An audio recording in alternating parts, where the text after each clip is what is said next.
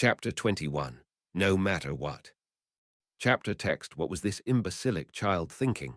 Severus fumed internally as he led Harry down the walkway toward the house, his grip tight on the boy's shoulder. Of all the idiotic escapades, when they reached the sitting room, Severus had to restrain himself from positively shoving the boy onto the couch seat. Once they were both seated, Severus leaned toward the boy, prepared for an interrogation concerning what on Merlin's good earth had possessed him to do such a thing, but Harry's pale face gave him pause. The child's face was slick with sweat, eyes glazed and unfocused, and his hands were trembling lightly. He is dehydrated, Severus realized with a jolt of guilt. He's been running about all day in this heat, and the foolish child most likely did not think to have a drink. He flicked his wand sharply, feeling another stab of guilt at the boy's flinch, though by Merlin he should be nervous, and a glass of water appeared, hovering in the tension-thick air between them. He handed the glass to Harry, who stared at him with a dazed sort of shock. "Drink," Severus said gruffly. "We are in the midst of a heat wave." Of all days the boy would have chosen to do this, it would be on a day like this. Severus watched the boy gulp down the water frantically and then promptly lean over to vomit on the floor. "Clearly, he is worse off than I thought." Severus waved away the mess and walked over to the boy, who immediately cringed, muttering, "Sorry, sorry." Severus took several deep breaths. "You are suffering from dehydration. I am going to carry you upstairs so you can recover, and we will discuss this little escapade of yours in the morning." Clearly too exhausted to argue, Harry slumped over and allowed Severus to lift him from the couch. As he did, a small wooden box that he hadn't noticed the boy was carrying slipped from his grip onto the floor. Harry tensed. "The box," he said hoarsely. "I need the box." The child was growing more and more frantic, struggling in Severus' grip as though to escape it. Severus merely tightened his hold on the boy and summoned the box. With a surreptitious flick of his wand, he ascertained that it contained nothing dangerous, so he handed it to the boy, who grabbed hold of it and clutched it against himself like a lifeline. The child calmed then, and his eyes fluttered open and closed intermittently as Severus continued to carry him upstairs. Severus felt some of the anger fade at the sight. The boy looked so small. "It's best that we discuss this in the morning, in any case. I need to cool down." Severus entered Harry's bedroom and lowered him onto his bed, propping his head up on some pillows. He quickly summoned a hydration potion and handed it to the boy, warning him to sip slowly. It was then that Harry's owl flew from where she had been perched silently atop the wardrobe to land lightly on his chest. The boy dropped the box onto the mattress beside him and wrapped his free arm around the owl, stroking her feathers. After draining the bottle, Harry looked up at Severus through hazy eyes. "Why are you doing this?" he whispered, letting go of the empty bottle and drawing his other arm around the owl. Severus looked down at him, unsure of how to respond. He does not understand the concept of a person truly caring for him regardless of his actions. According to his perception, in light of his misbehavior, he should not be provided with his most basic needs. Severus opened his mouth to speak when he realized that the boy had drifted off, the owl still perched atop his chest. Shaking his head, Severus exited the room, his anger quite dissipated. Harry picked at his food the following morning, his shoulders tight with anxiety. Snape had not yet said a word to him other than eat, but Harry knew good and well that he was in for it. He had never angered Snape to this extent. The worst thing he had done before this was kick the table or maybe hang upside down from the tree. His little trip the previous day qualified as misbehavior on an entirely different level, and quite frankly, Harry was surprised that Snape hadn't thrown him out by now. Or perhaps not, considering the manner in which the man had taken care of him last night. Why? Why did he do that when he was so angry? I guess he can't punish me if I'm unconscious. Harry let his fork slip from his fingers to land on his plate with a clatter. Snape stood up abruptly, causing Harry to jerk back slightly in surprise. Without speaking, the man beckoned toward Harry to follow him, who did so immediately, loath to anger the man even more than he already had. They reached the sitting room, and Snape pointed Harry towards the couch and seated himself opposite him. Harry sat there silently for several moments, his eyes on his lap and his hands clasped together. Why isn't he talking? Simultaneously frustrated and uncomfortable, Harry peered up at Snape hesitantly, who was looking back at him with an infuriatingly blank expression. Finally, Harry could no longer take it. "I'm sorry," he said quietly. Snape was silent for another long moment. "You're sorry," he said flatly. "What else am I supposed to say?" Snape raised an eyebrow. "You can provide for me a semblance of a reasonable motive for you to traipse across the country unsupervised. I would be more than delighted to hear it," he said, his tone growing more caustic. Harry looked down. "Do not look away from me." Harry's head shot up, eyes wide. There was." "Yes," Snape bit out, his voice trembling ever so slightly with the effort of keeping his temper. "There were things I needed to do," Harry said, knowing that his explanation would do nothing to curb Snape's anger. "There were things you needed to do." Harry remained silent. "And what, pray tell, could possibly be so vital that you felt the need to break through the protective enchantments surrounding this property meant to keep you safe? Did you not think to ask me to escort you if it was so important to you?" Snape paused for a breath. "Harry, have I not done enough to prove to you that I am sufficiently trustworthy to ask for assistance?" The man sounded almost pained at that point. Harry's eyes darted away, the beginnings of guilt creeping into his chest. He'd known Snape would be angry but worried, hurt. He hadn't really considered that. Harry drew a shuddering breath, but when he opened his mouth to speak, nothing came out. What could he say? Snape looked moments away from exploding. "Have you any idea of what might have happened? Did you think I envisioned finding you safe and intact in a bloody treehouse?" Harry bit down hard on his lip, digging his nails into his palms. "For the love of Merlin, Harry, answer me," Snape said, clutching the armrests of his chair so tightly his forearms trembled. Harry would have thought he'd be more afraid, seeing Snape act this way. And he was frightened, but that emotion was overshadowed by the burning shame that was engulfing his insides. He really hadn't considered how his actions would affect Snape, and after all the man had done for him, "I don't deserve any of it." "I'm sorry," Harry said, his voice cracking. I didn't think that. You didn't think that I would care," Snape said quietly. The man's face was no longer tight with anger. It was tired now, edged with lines of frustration and anxiety. Snape exhaled heavily, slumping slightly in his chair, while Harry sat taut, his back ramrod straight. "Now," Snape said, straightening up again, "your punishment." Harry held himself very still, knowing that he deserved whatever was coming to him. "As evidently you cannot be left to your own devices for more than a moment at a time, you will remain within my sight at all times, unless I indicate otherwise, aside from when you are in your bedroom or the lavatory." Harry winced slightly at that, but he did not say a word. Snape continued smoothly. "If I am in my laboratory, you will be as well. If it suits me to remain in my office for the better part of the afternoon, so will you. You will not set foot on the grounds without my accompaniment, and you will not use the library unless I am with you." He paused to level his gaze at Harry, who attempted to keep his expression blank, hard as it might be. He deserved much worse than this. He had no right to complain or feel upset. "Furthermore," Snape went on, "you are banned from flying for the foreseeable future, and your extended time spent in my presence will not be wholly enjoyable." Harry bit his lip, waiting for Snape to elaborate. When he did not, Harry asked hesitantly, "Meaning?" "Meaning that you will not be brewing fascinating and challenging potions alongside me. You will be set menial tasks to complete while I am brewing as well as in my office." Harry nodded minutely. "Have I made myself perfectly clear?" Snape asked sternly, his eyes boring into Harry's. He nodded again. "A verbal response, if you would." "Why, yes, sir." The remainder of the day was just as tedious as Harry had expected. He spent the bulk of the afternoon in the lab with Snape, sorting beetle eyes of varying sizes into piles, followed by the distinctly unpleasant task of squeezing out flabberworm innards, for which, thankfully, he had been provided with gloves. It was boring and repetitive, just as Snape had promised, but that was all. It didn't really feel like a punishment. It wasn't painful or particularly difficult. It seemed like nothing more than a chore. He deserved much worse than this for upsetting Snape so badly. Maybe he's just making me wait for the real punishment. No, that couldn't be it. Snape wasn't like that. He wouldn't hurt Harry, he knew that, but the pressure of guilt weighing on him was almost worse. That was why Harry couldn't look Snape in the eye as they sat down for dinner, which, again, Snape was providing for him even though he didn't deserve it. Perhaps you'd like to share with me the details of yesterday's little excursion, Snape stated more than asked. Harry looked up, chewing his lip. Snape waited, one eyebrow raised. I went to London and then Surrey.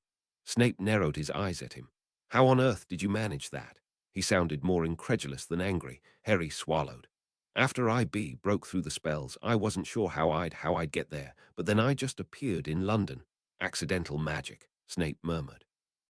Harry peeked up at the man, who abruptly straightened and focused his gaze upon Harry. And what was the reason for this expedition? Biting down hard on his lip, Harry dropped his gaze, staring at the food on his plate that was becoming less appetizing by the moment. I needed to know how they died, he said in a low voice, his shoulders tensing and his eyes darting upward against his will. Snape exhaled slowly, closing his eyes. He looked exhausted, which made Harry feel even worse. And you did not think to ask me to obtain that information for you? Harry had no answer. Snape said no more after that, turning back to his food to continue his meal in silence. Strangely, Harry felt even more anxious despite having escaped further questioning. He's so angry he won't even talk to me. He hates me. Harry felt a lump grow in his throat, and he gripped his fork tightly with the effort of keeping his face impassive. Snape sent Harry up to his room after dinner, allowing him to take a few books along. He clutched at Hedwig desperately as he sat on his bed with his back against the headboard, his eyes occasionally flicking towards the box on his bedside table. After staring at the same paragraph in a book of which he couldn't even recall the title, he gave up and crawled under his covers. Asterisk, you thought I cared for you, Potter, Snape said derisively. I never wanted you, but Dumbledore insisted. Snape's pale, angular face morphed into the lined, blue-eyed visage of Dumbledore, who drew more closely to Harry. Come with me, Harry, he said in that deceptively kind voice. I hoped that Severus would learn to tolerate you, but it seems I was mistaken. He gave Harry a disappointed frown, then faded away, replaced by Vernon, whose face was twisted into a snarl. No one could ever love you, boy. He reached for Harry, who stumbled backwards. His hands covering his face, Harry awoke, gasping for breath but mercifully silent. He gripped his blanket with trembling fingers, his heart beating frantically. Just a dream, just a dream, just a dream. Harry scrubbed his watery eyes furiously, biting his lips so hard he could taste blood. Just a dream, just a dream, just a dream, but Snape still hates me. As Harry walked down to the kitchen a few sleepless hours later, he ran through his plan once more. He was well aware that it was an act of desperation, but desperate times called for desperate measures. Halfway through breakfast, during which, again, Snape barely spoke, Harry asked quietly to be excused to use the bathroom. Snape nodded his consent, and Harry slipped out of the room and snuck out the front door to sit under his tree. This was probably one of the stupidest things he had ever done, which was why it would work. Snape would be furious enough to give Harry a real punishment, and then Harry would stop feeling so guilty, and Snape wouldn't be quite as angry. Sure enough, Snape was stalking toward him moments later, his face white with fury. Harry disregarded his every instinct that was screaming at him to run for his life and remained where he was. He held perfectly still as Snape leaned down to grip his arm tightly and yank him to his feet. Here it comes. But it didn't. Snape just pulled him through the doorway and into the office, where he was deposited into a straight-backed chair next to the wall. Just stay there, Snape said tersely, pulling out some fresh parchment. Harry sat there for what felt like hours, watching Snape scribble on the parchment and swinging his legs idly. He was bored stiff, but again, that was all. What's it going to take to make him angry enough to hit me and get it over with? Harry wondered, frustrated. Maybe a repeat offense. Harry was fraught enough to do anything to assuage the guilt and tension between him and Snape. I just want it to be normal again. So, when Snape left to use the restroom himself, plying Harry with strict instruction to remain where he was, Harry slipped out the front door again, silently to sit under the same tree. The wait for Snape to come find him felt longer than it had the last time. The back of his shirt scraped lightly against the bark of the tree as he shifted, folding his legs underneath him. He yanked out a few blades of grass and peeled them into strips, letting them fall back to the ground once bored with the activity. He can't have been in the bathroom this long. He waited for a while longer, and he was seconds away from just giving up and going back inside when he heard the front door open. Harry trembled as Snape walked toward him. You asked for this, you wanted it, so stop being scared and take what's coming to you. But when the man reached him, he didn't lean down or lift a hand to strike him. He just stood there for a moment, looking down at Harry. I know what you are doing, Harry, he said quietly. Startled, Harry jerked his head up, staring before dropping his eyes back to his lap, still littered with stray blades of grass. Snape knelt down on one knee. I will never hit you. He paused, reaching over slowly to tilt Harry's face upward. There is nothing you can do to change that. Harry tried to shift away, but Snape held his head in place. How did he know? I want you to repeat to me what I just said to you, Snape said quietly. Harry gave him an odd look. Snape sighed. I am well aware that you do not view your restrictions as a proper punishment, but I assure you most children would. Striking or otherwise harming a child in any manner is reprehensible. Harry averted his eyes. Snape sighed again, letting go of Harry's chin. Tell me, Harry, what do you believe the purpose of a punishment is? Is that a trick question? Harry, to show who's in control, Harry said with an undertone of bitterness. Snape's face was unreadable. And you believe the best way to accomplish that is? Harry didn't hesitate this time. Hitting. Look at me, Harry. Harry flicked his eyes toward him. That is where you are wrong, Snape said. Harry shook his head slightly. I'm not wrong. I know that has been your experience in the past, Snape said. But do you honestly believe that the behaviors of your previous guardians were rational? Harry swallowed. I don't, he paused, recalling the enraged gleam he'd often seen in Vernon's eyes and the overwhelming fury that he unleashed onto Harry, often for no visible reason at all. He compared that to Snape's controlled anger, only sparked to life when Harry risked his safety and the acts of kindness offered even at his most irate. He could see the warmth in Snape's eyes even at this very moment. No, Harry said in a low voice. Snape looked faintly relieved. Now that we have established that your late guardian's views on punishment were entirely faulty, I will attempt to explain what the purpose of your current punishment is. Harry shifted uncomfortably. The purpose is to deter future similar behaviors, not to establish control. It is an attempt to prevent repeat occurrences of dangerous and irresponsible behaviors, as was recently displayed. Harry gave him a skeptical look. But wouldn't hitting be a better deterrent? He asked stiffly. Snape's lips tightened. Absolutely not. Perhaps it would be in the short term, but ultimately it only trains a child to fear adults, thereby halting the development of trust between them.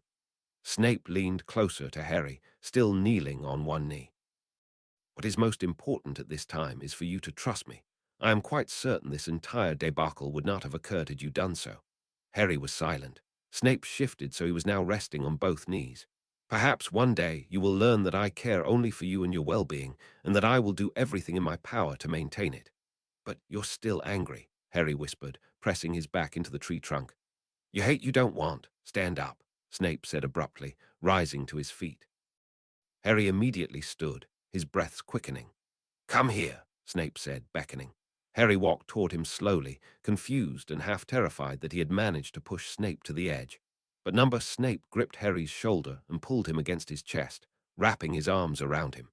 Harry froze in shock, and it took him several moments to realize that he was being hugged. Snape's hands were warm against his back, firm, yet not so tight that Harry couldn't pull away if he wanted to. He was holding Harry against him as though he hadn't been doing everything he could to anger the man, as if none of that mattered, and Harry couldn't understand. But right then, he didn't bother to try. He gradually relaxed into the embrace, latching his fists onto Snape's robes and carefully resting his head against the man's chest. He could feel Snape's heart beating steadily against his ear. Do you understand now? Snape murmured. Harry drew in a sharp breath, his head still pressed into Snape's chest.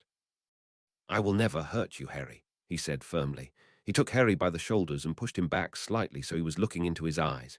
I want you to say it. Harry felt his lips tremble slightly. He opened his mouth, then closed it again. Go on. You won't hurt me, Harry said shakily, biting down on his lower lip. Snape was looking at him with such overwhelming compassion that Harry felt an intense urge to avert his eyes. But somehow he couldn't look away. Say it again. Harry took a long breath. You won't hurt me. The grip on his shoulders tightened. That's right. Snape drew Harry back into his arms. Harry released a shuddering breath, feeling as though a heavy weight had been lifted from his shoulders. Yes, he was in trouble. Yes, Snape wasn't his father and never would be. And maybe he was only caring for Harry out of obligation. But in the end, Harry was being cared for by a person who was good to him, who didn't hurt him, and who was kind to him no matter how angry he was. Perhaps this was what Harry had been missing all this time. Chapter 22. Wanted. Chapter text: the moment Albus passed the threshold of Severus' office, Severus sealed the door quickly and silenced the surrounding area. Harry was safely occupied in the library, and considering the extent of the tracking charms on both the child and every entrance of the house, Severus would be immediately notified in the unlikely event that the boy attempted to leave. If the child dared to be so foolish, Severus thought wryly as he sat across from Albus, who was settling into the large, purple armchair he so often conjured. Severus focused upon the older man's bright blue, alert gaze. "Regarding my pending guardianship of Harry," Severus said, steepling his hands, "assuming it will come to fruition, I do not foresee any significant difficulties," Albus said confidently. "The eyes and ears I have in the ministry should successfully override any concerns regarding your less-than-stellar background." Severus nodded. He had not expected any less. "You will wish to speak with Harry first, I presume?" Albus inquired. "Indeed." Albus clasped his hands together. "I had hoped," he began, "that you might make an attempt to convince the child to speak with me as well." "I will inform him of your request," Severus said slowly, "for the decision will be left entirely in his hands." "Of course." Neither of them spoke for several moments. "What of my position, Albus?" Severus asked, his words a harsh splicing of the contemplative silence. Albus didn't reply, the very picture of nonplussed, as though he didn't understand the source of Severus' concern. "I am a Death Eater," Severus bit out. "Rather, I will play the part of one upon the Dark Lord's return. Harry will be put at risk, and I will not have it."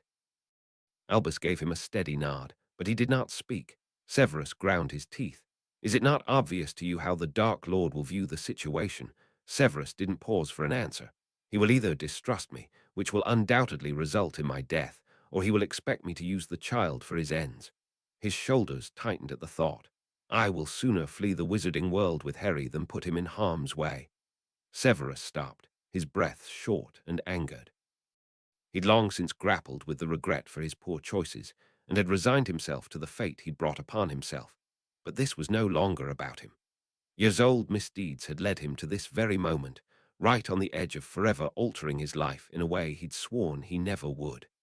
He would never marry nor sire a child, would never open himself up to the pain it would undoubtedly bring him, and his solitary existence well served him and his inevitable end. How ironic that the very fate he'd wrought had landed a young boy in his arms, a child whom he could no sooner let go than saw off his own leg. Finally, Albus spoke. "I foresaw that occurrence the very moment I found Harry in London." Severus then said the most inane thing he had spoken since his early years at Hogwarts, or rather, since the day he had verbally accepted the dark mark from the psychopath to whom he was eternally bound. "Pardon." Albus continued. "I did not make the decision to place Harry in your care lightly. I anticipated that you might form a bond with him, and even if you did not, your relationship with him would still be closer than that of a school teacher." Severus raised an eyebrow. "Then why was he placed in my care?" "There was no other option," said Albus, his expression infuriatingly placid. "I knew it the moment I sensed the collapse of the blood protections on Privet Drive.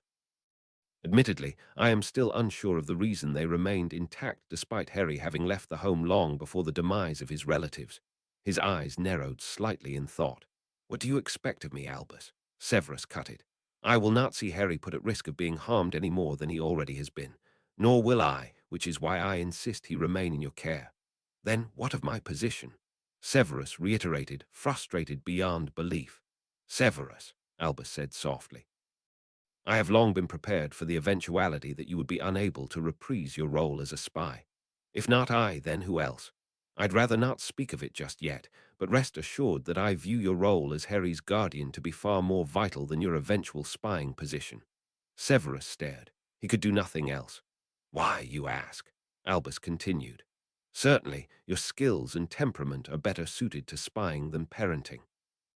"Obviously, because Harry is thriving in your care, Severus. He positively glows with it." Severus froze for a moment before huffing out a ragged breath. "If you knew of the mistakes I have made with him, yet he trusts you, far more than I thought possible when I first met him, Albus interjected. When I found Harry in London, he was so consumed by pain and rage that his aura was tainted with it. Severus closed his eyes. Your care for him has eased much of that pain. No, he is not free of it all, Albus said quickly when Severus made to interrupt. He may never be, but he glows. I see it even when the boy glares at me with distrust. Albus fixed Severus with a gaze so bright, so fiercely proud, that Severus had to avert his eyes lest they be positively burned by the sheer intensity of it. Harry needs you, Albus said, and it is high time that the child gets what he needs. Snape was letting Harry brew this time, instead of scrubbing cauldrons and sorting ingredients. It had been some time since he'd done so, and he was enjoying the calming focus that came with the activity. Stir in 4 ounces of powdered ivory. Harry stirred steadily, feeling more relaxed than he had in quite a while. He set the potion to simmer and turned to his chopping board to slice the dandelion roots. Harry raised his head. Professor Dumbledore wishes to speak with you. I am not insisting you do so, Snape said when Harry stiffened. However, I will remain in the room for the duration of the meeting should you accept his request. Why does he want to speak with me? Harry asked, tense. He's taking me away. Snape's giving me back. Number non ono. Harry. Harry jumped wildly when Snape touched his shoulder, and the man drew his hand back sharply, then quickly set both their potions on stasis. Not all potions could be put in that state. The spell interacted badly with a number of formulations, but it occurred to Harry that Snape must have intended for them to brew less volatile potions for the purpose of this conversation. What is troubling you? Snape asked, standing a few feet away and looking somewhat troubled himself. Harry felt a bit guilty for jumping at Snape's touch. It wasn't him Harry was frightened of. Harry swallowed, unsure of what to say, or rather, how to say it in a way that didn't make him sound like a nutter. He folded his arms across his chest and scuffed the floor with the toe of his shoe. Snape sighed. I'm sorry I'm always causing trouble. Harry, I only ask because I wish to help you. Snape's words struck a chord in Harry, helping him find his voice.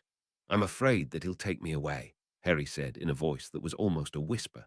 Snape furrowed his brow. Why would you presume such a thing? Harry bit his lip, twitching his shoulder. Professor Dumbledore has absolutely no conceivable reason to remove you from my home, Snape said. It was he who brought you here, was it not? Harry's eyes shifted from the floor towards the general direction of Snape's face, then back again. Just tell him, it's better if he knows. He might be able to prevent it. He only brought me here because you didn't want me, Harry started. Snape looked even more troubled at that and opened his mouth to speak, but Harry went on. He left me with the Dursleys and they hated me, and when they died he brought me here because you hated me, and now that you don't any longer, he'll give me to someone who does.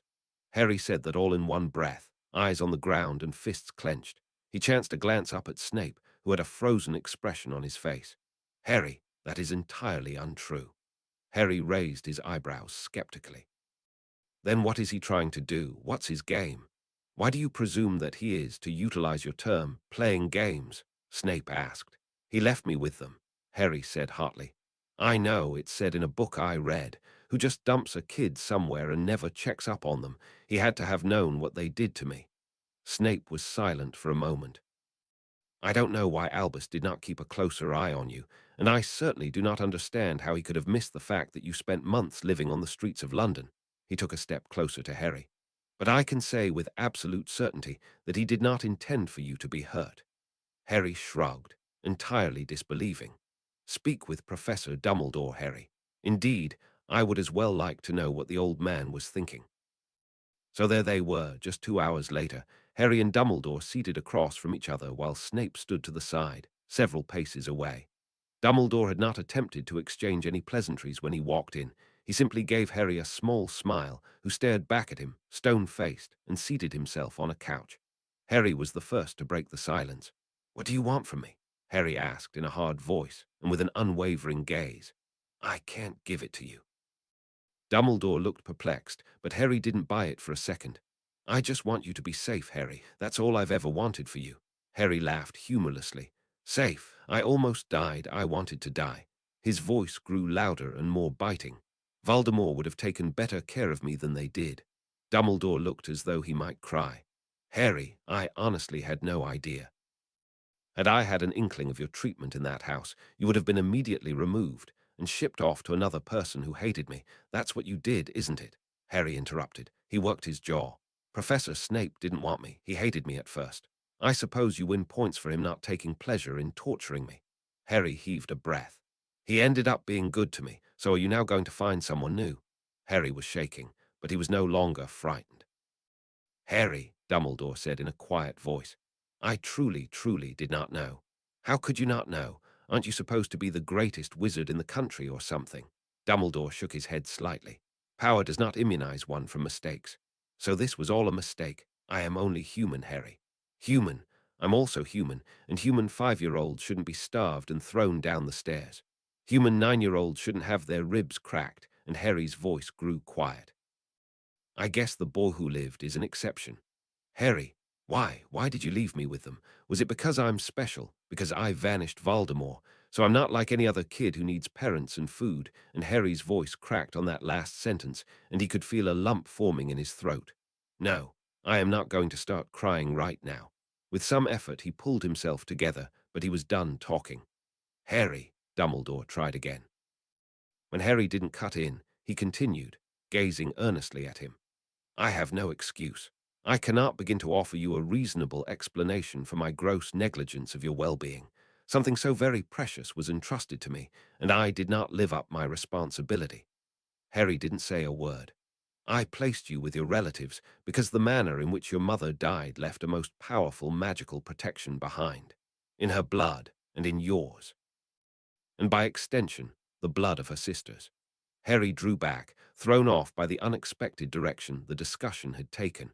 "While you called your aunt's home yours, you remained protected from any outside forces that wished you harm. I neglected to recognize the forces within that harmed you more greatly than I could have imagined." Harry stared at his knees. "I have yet to determine why the protections on that home held even with you gone from it, and how your whereabouts remained hidden from me for so long. I have my theories, but no matter." Dumbledore closed his eyes for a long moment, and it made him seem almost frail. The moment passed when he opened his eyes again and straightened his shoulders, meeting Harry's eyes unwaveringly. "I am not asking for your forgiveness," Dumbledore said. "I am not asking for your trust. All I ask is that you do not fear that I will steal your happiness from you, the way I have done in the past." He did not say the words aloud, but they hovered in the air, as apparent as if he had shouted them. Harry stared at the floor. If he squinted, he could just make out his reflection in the polished wood. So this was what his whole life came down to. A mistake brought about amid the shaky and confusing aftermath of a war. He was left where he would be kept safe, set aside like an expensive jewel might be stored away. Except it hadn't quite worked out, and he was only alive as a result of luck, a friend, and a bit of magic. There had been no purpose for his suffering, and although it should have made Harry feel better, he wasn't sure if it did. Dumbledore did not seem surprised at his lack of a response. He rose from his seat, and Harry looked up. "Your parents would be so proud if they could see you now, Harry." "He's saying that, after everything I just yelled at him." Dumbledore gave Harry a sad smile, which he did not return, then walked over to Snape and wordlessly handed him a sealed scroll of parchment. The two men stared at one another for several moments, seeming to communicate wordlessly. The silver-haired man then turned and swept toward the fireplace, his teal-colored robes flowing out behind him. When he finally vanished in a flash of flames, Harry slumped in his seat, covering his face with his hands. "Harry," Snape started, moving closer.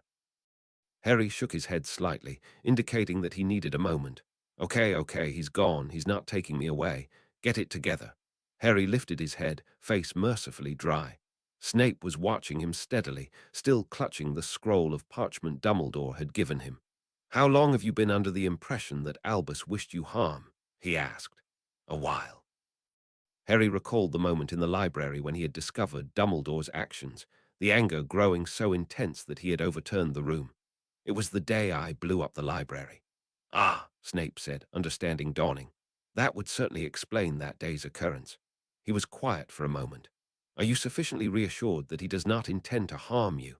Harry shrugged. He didn't trust Dumbledore by any stretch, but the man had seemed sincere in his statements and apologies. He could feel Snape's eyes on him, watchful, waiting for the answer Harry didn't know how to give. It is unfortunate that you've been so fearful of Albus for this long, Snape said. I wish you had told me, remained unstated. Harry wished he had, too. Harry watched apprehensively as Snape set a heavy textbook, a roll of parchment, a quill, and an inkwell in front of him where he was seated at a small desk in Snape's office. Right. He was still being grounded, though thankfully he was now allowed freedom of movement within the confines of the house. Turn to Chapter 9 and copy. Snape settled at his own desk. Harry opened the book and flipped the pages. Chapter 9, The Dangers of Meddling with Unfamiliar Enchantments. Oh, Harry unrolled the parchment and lifted his quill. He paused. How do I write with this? Write. He had never written with a quill. What was the point, anyway? Pens had been invented for a reason. Shrugging, Harry dipped the quill's tip into the inkwell and set it over his parchment, and ink immediately began dripping from the quill. He set the quill to the parchment, promptly poking a hole through it. He clenched his teeth in frustration. I should be hearing the scratching of a quill, Harry. Harry muttered under his breath. Harry, Snape said in a warning tone. I don't know how, Harry said, frustrated. Snape raised his head. My apologies. I had forgotten. He rose and walked over to Harry's desk.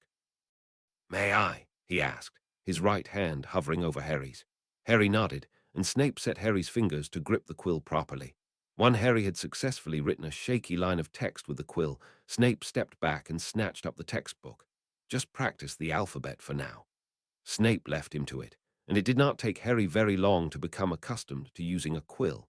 Although his writing was slower and messier than it was with a pen, Harry was reasonably satisfied with his progress. Snape looked over his work and then nodded approvingly at him. Well done. You do catch on quickly. Harry flushed, his lips twitching into a small smile.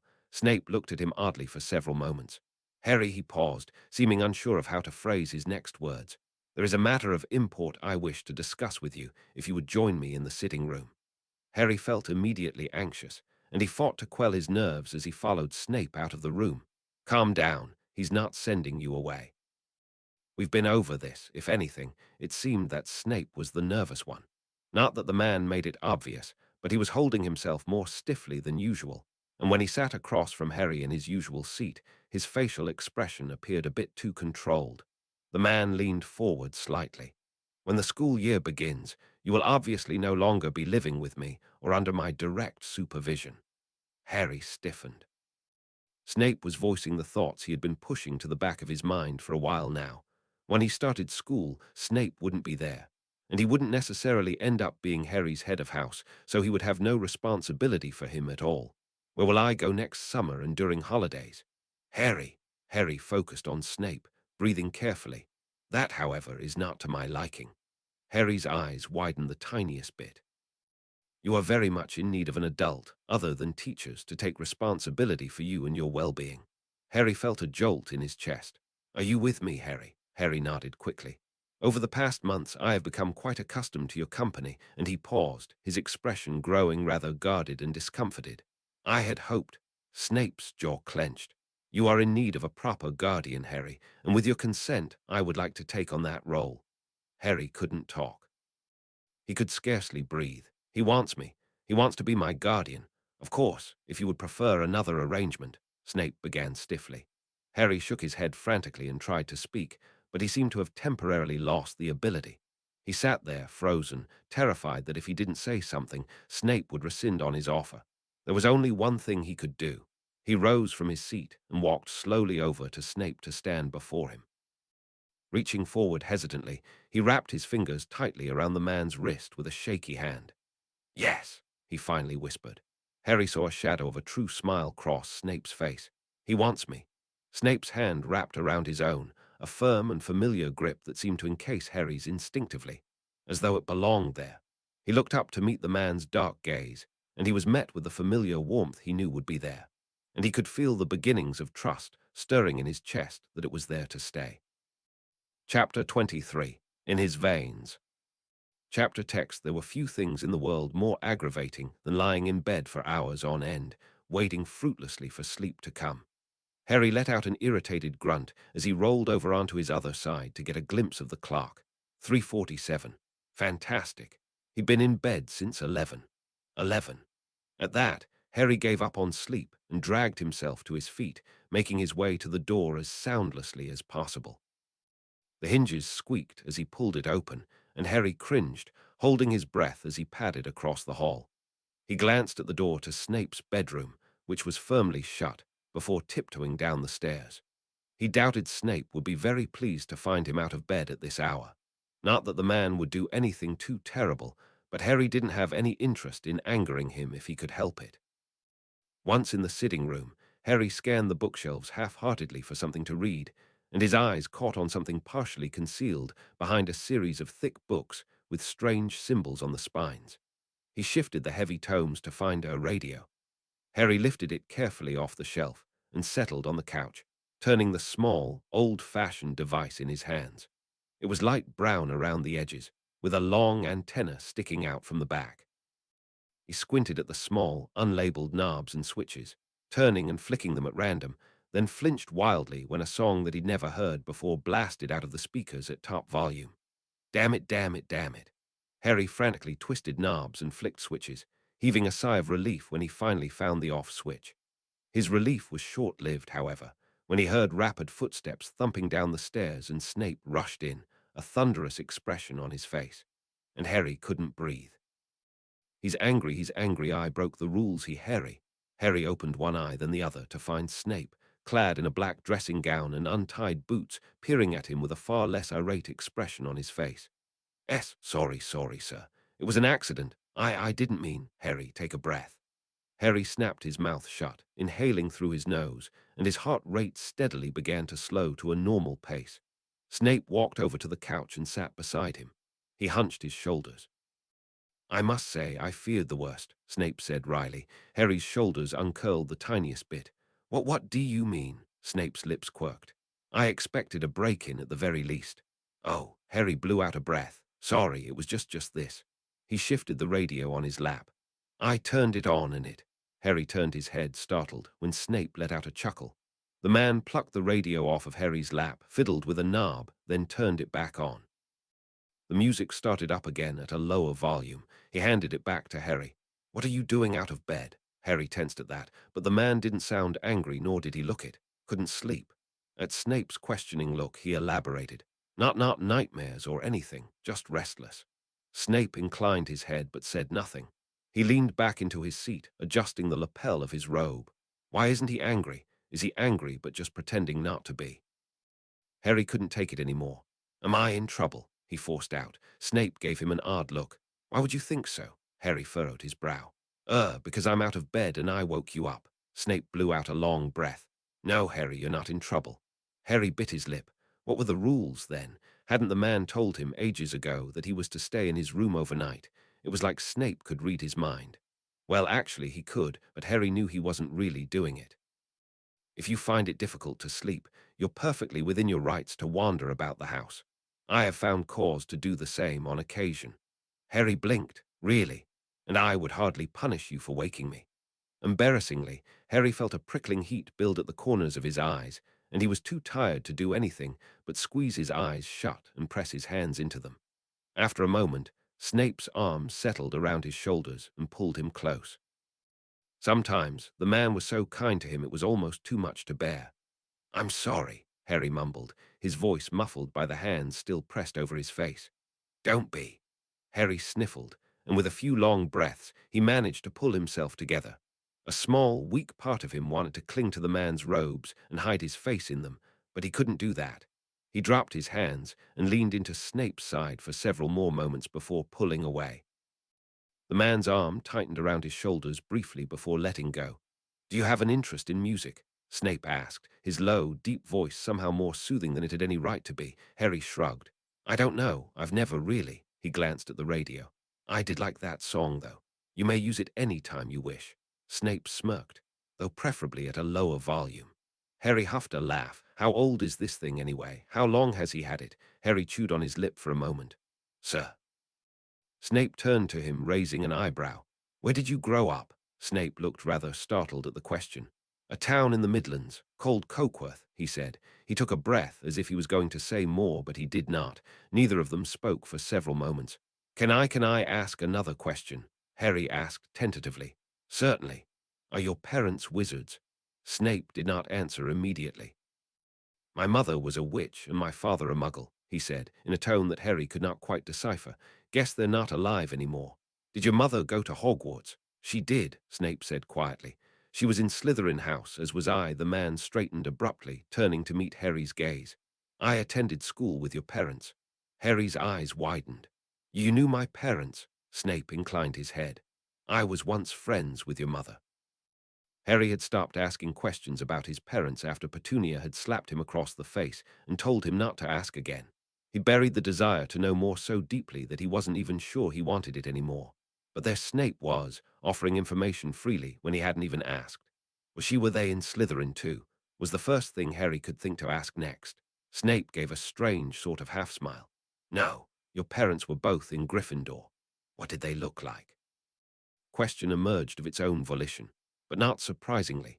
Dudley had been so obviously his parents' child, but Harry, he'd looked nothing like any of them, a fact that Petunia and Vernon did not hesitate to comment upon, especially in front of guests, to make it plain to all and sundry that Harry was no family of theirs. Snape let out a slow breath. Your mother had red hair, he said, and you've inherited her eye shape and color.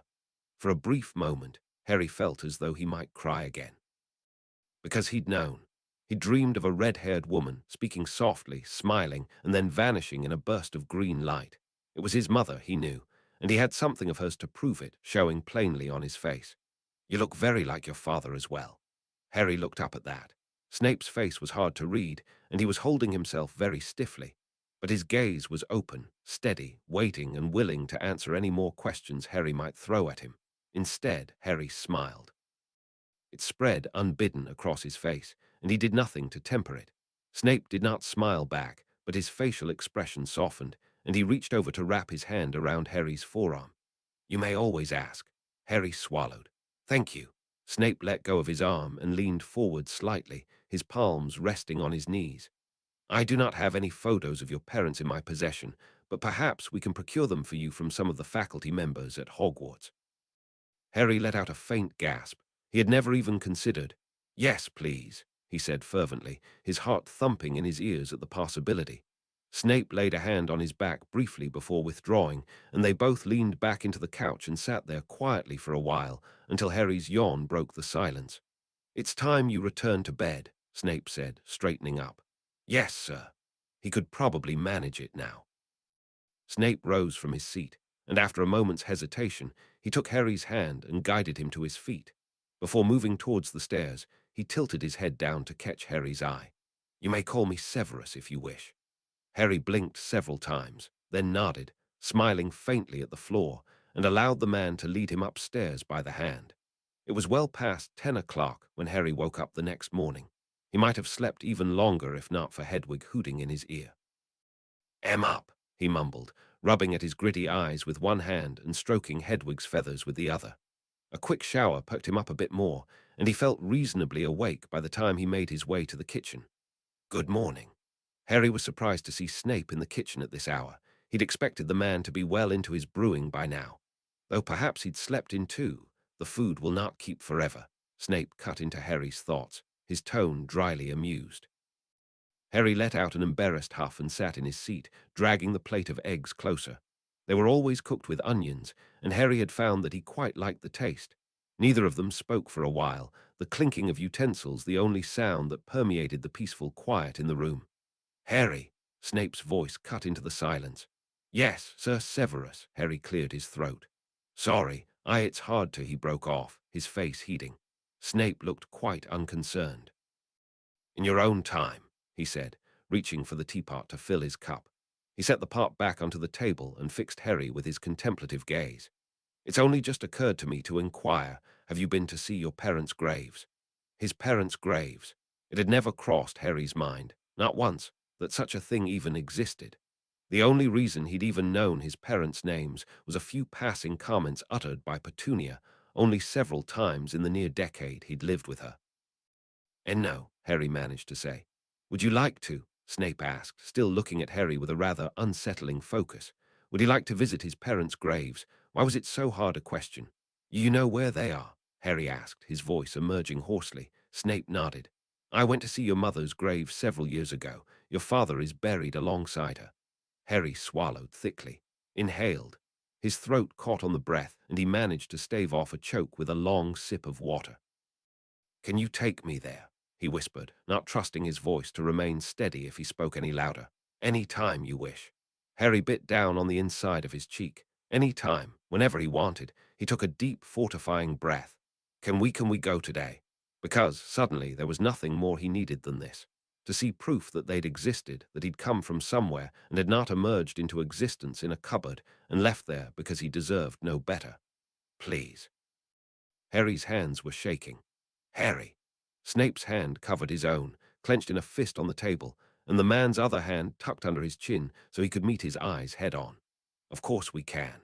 And they did, just moments later, with the breakfast dishes cleared and coats donned to combat the unseasonable chill of the day. Harry followed Snape's brisk walk to the edge of the property, where the man waved his wand in a series of sharp motions to allow them to pass through the enchantments. Before they stepped through, Snape paused to tap his wand on his own head, then suddenly he vanished. Well, not quite vanished. Harry could feel the man's hand on his shoulder, and when Snape shifted, he could detect movement. It was like camouflage.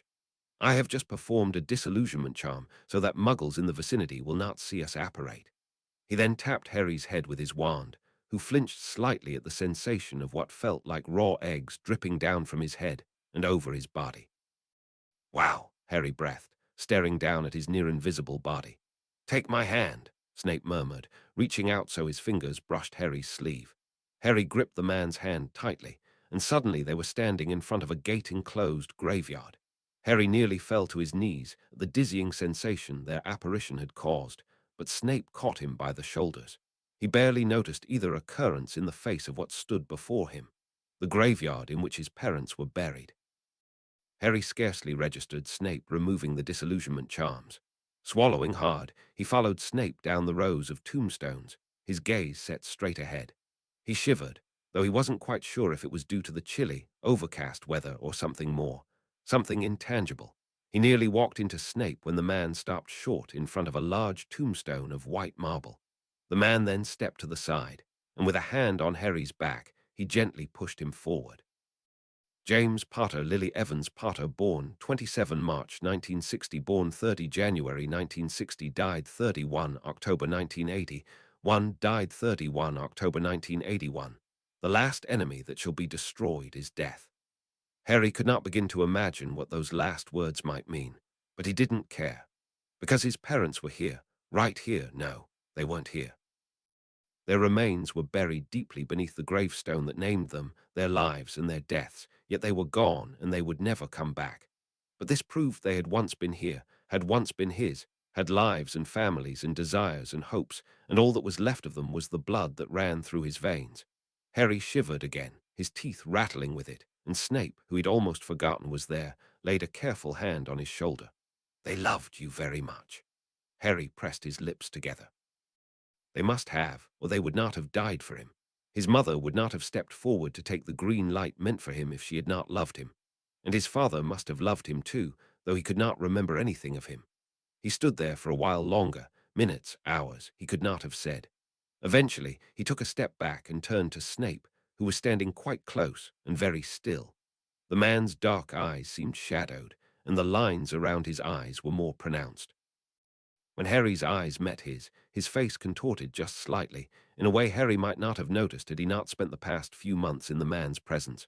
But then Snape's face smoothed over, and his eyes gentled, softening in a way that gave Harry the courage to pull away, to move forward and leave the remains of his parents behind. He could always come back. Harry straightened his shoulders. "I'm ready to go. Asterisk, walk with me." Harry glanced up from his book to find Snape standing at the door of the library.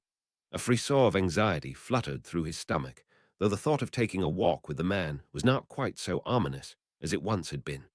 The outdoor air held the fresh scent of a recent rainfall. Weak rays of sunlight were beginning to peek out from receding clouds, and the damp grass squelched beneath their feet as they walked. Snape cleared his throat. "In light of the fact that your school term begins in several days, there is a matter of importance we must discuss."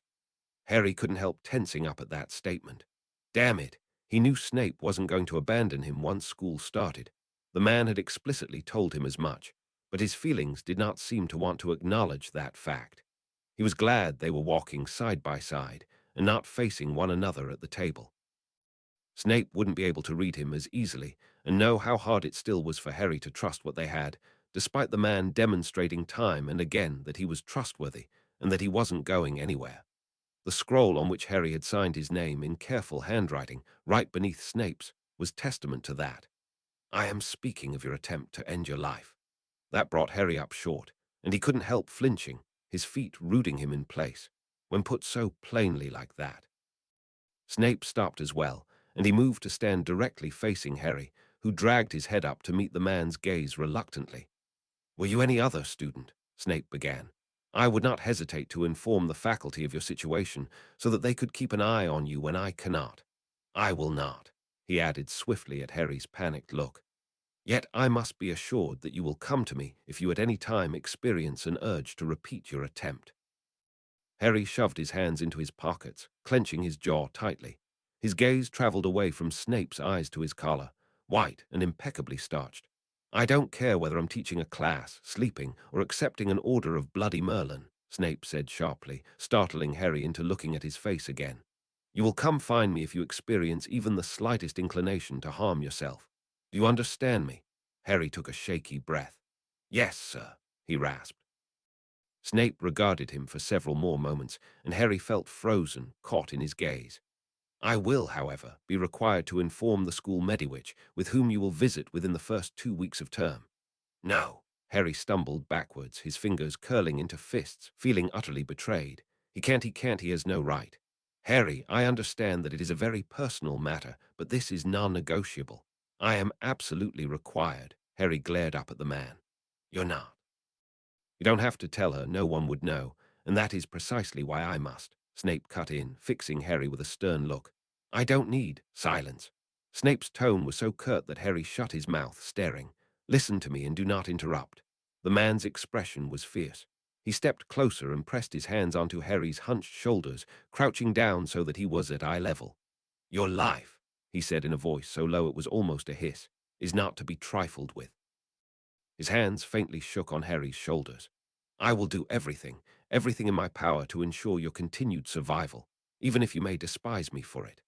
Harry opened his mouth to speak, but only air emerged. The man was staring at him with a gaze so fervent, so intensely honest, that Harry could do nothing but nod. Snape held his gaze for several more moments, then inclined his head and straightened up, as though he'd been looking for something and found it somewhere on Harry's face. He rested a hand on Harry's back to propel him forward, and they continued their walk down the grassy lawn. "Do I really have to see the Mediwitch, though?" Harry eventually asked, more resigned than anything else. "I'm not ill or anything." "You do," Snape said without slowing his stride. "And you are not being singled out. All students in my house who cannot provide extensive documentation of their medical histories are required to visit the hospital wing for an examination." "I might not even be in your house," Harry muttered, staring sullenly at the ground. "I am your guardian, Harry, so you will at the very minimum receive the same level of care that is given to my students, regardless of your placement." "Oh," Harry said softly. He didn't know why that statement made this any easier to bear, but somehow it did.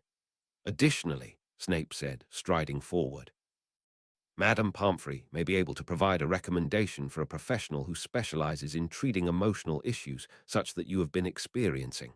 I'm afraid that it may be beyond either of our purviews to address long-term—" "No," Harry exclaimed, stopping in his tracks, panicked. "I'm not going to speak to a stranger." Snape stood still, pinching the bridge of his nose. "I'm not going to force you. I do not believe such a thing can be forced." Harry deflated at that. "I won't do it," he said roughly, digging the toe of his shoe into the damp dirt beneath the grass. Snape sighed from over his head. "As I said, I will not compel you to do so, yet it may be something to revisit at a later point in time." Harry nodded, if only to put an end to the discussion. There was no way he would ever spill his guts to a stranger, never in a million years. "Returning to my earlier point," Snape said. "You understand the necessity of the precautions we must take while you are at school?" Harry lifted his chin and met the man's gaze. "Yes, sir." "Can you verbalize your understanding?" How was he supposed to answer that? He had to, because Snape was looking at him expectantly, and because he'd felt the way the man's hands trembled on his shoulders as he spoke of the importance of Harry's life, his unwavering belief that it was something that mattered.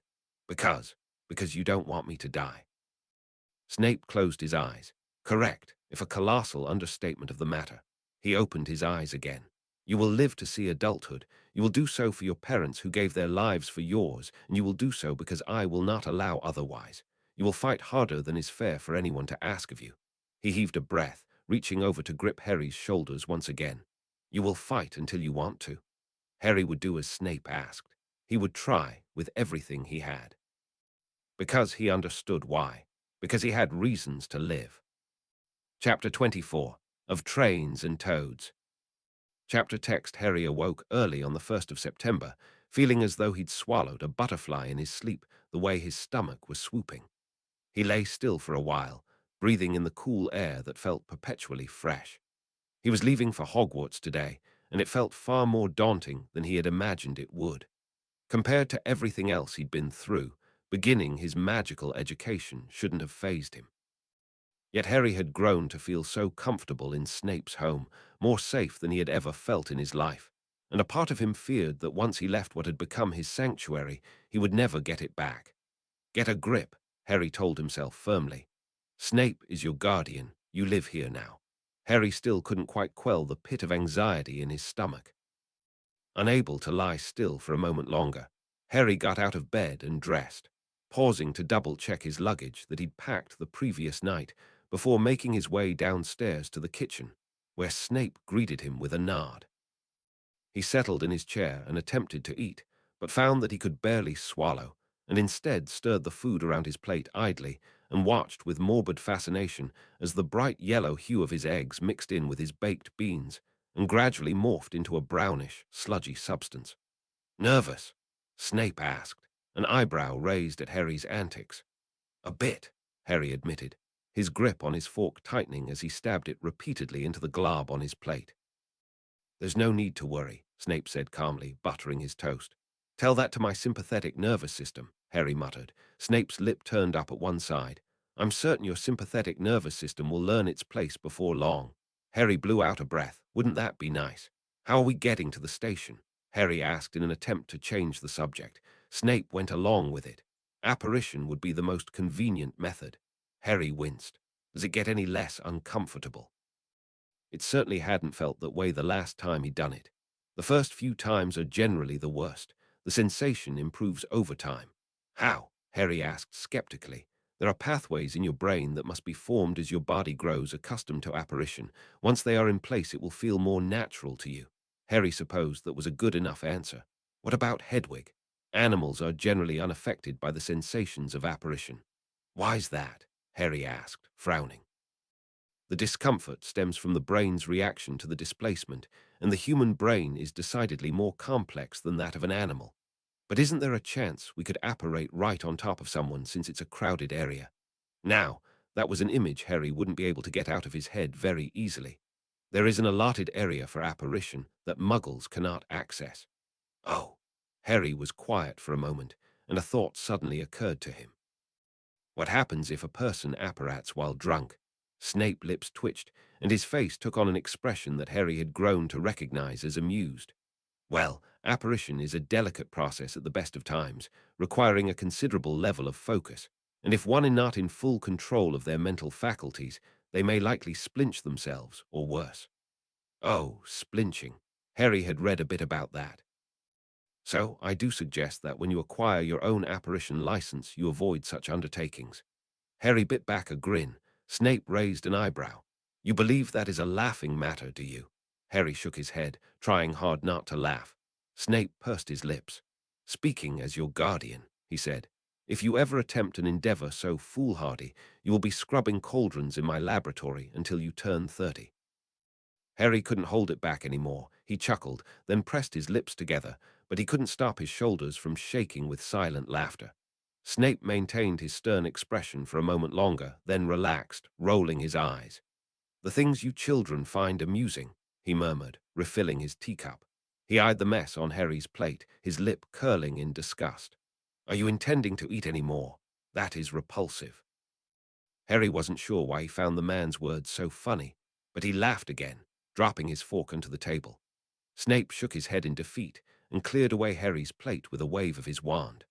The remainder of the morning seemed to fly by, and it felt as though it was only moments later when Snape summoned Harry's luggage from his bedroom and dropped it off by the front door.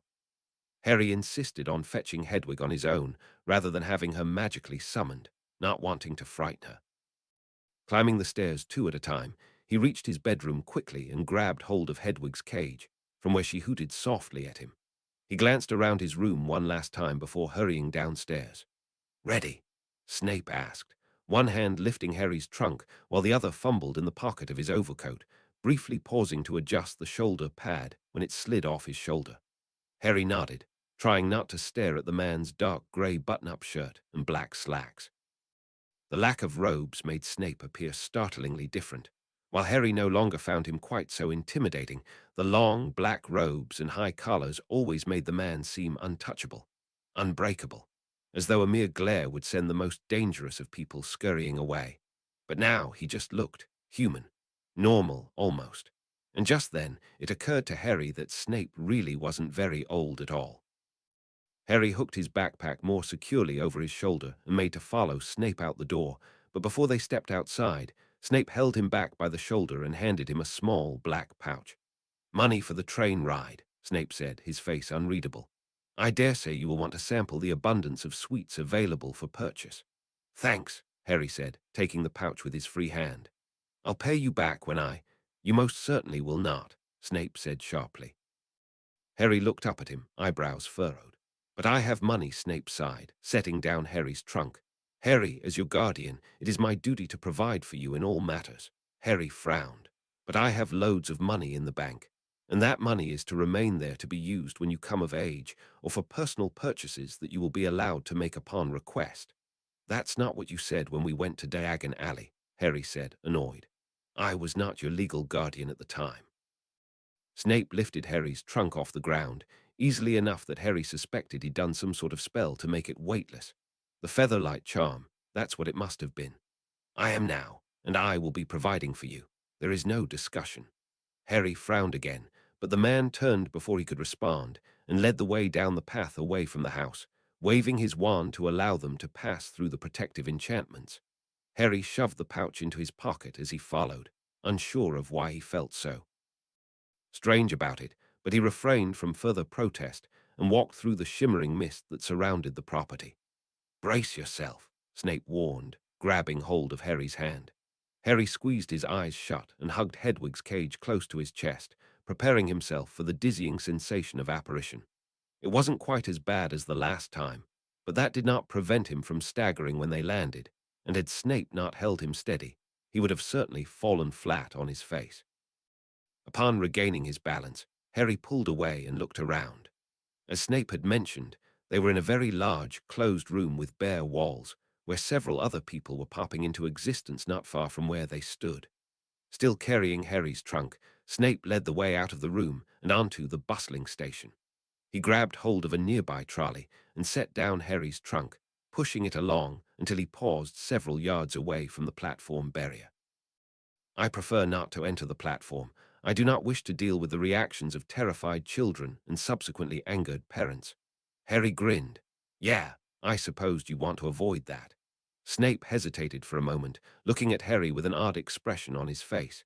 He made an aborted arm movement, then settled for squeezing Harry's forearm briefly and urged him forward with a pat on the back. "I will see you at the feast."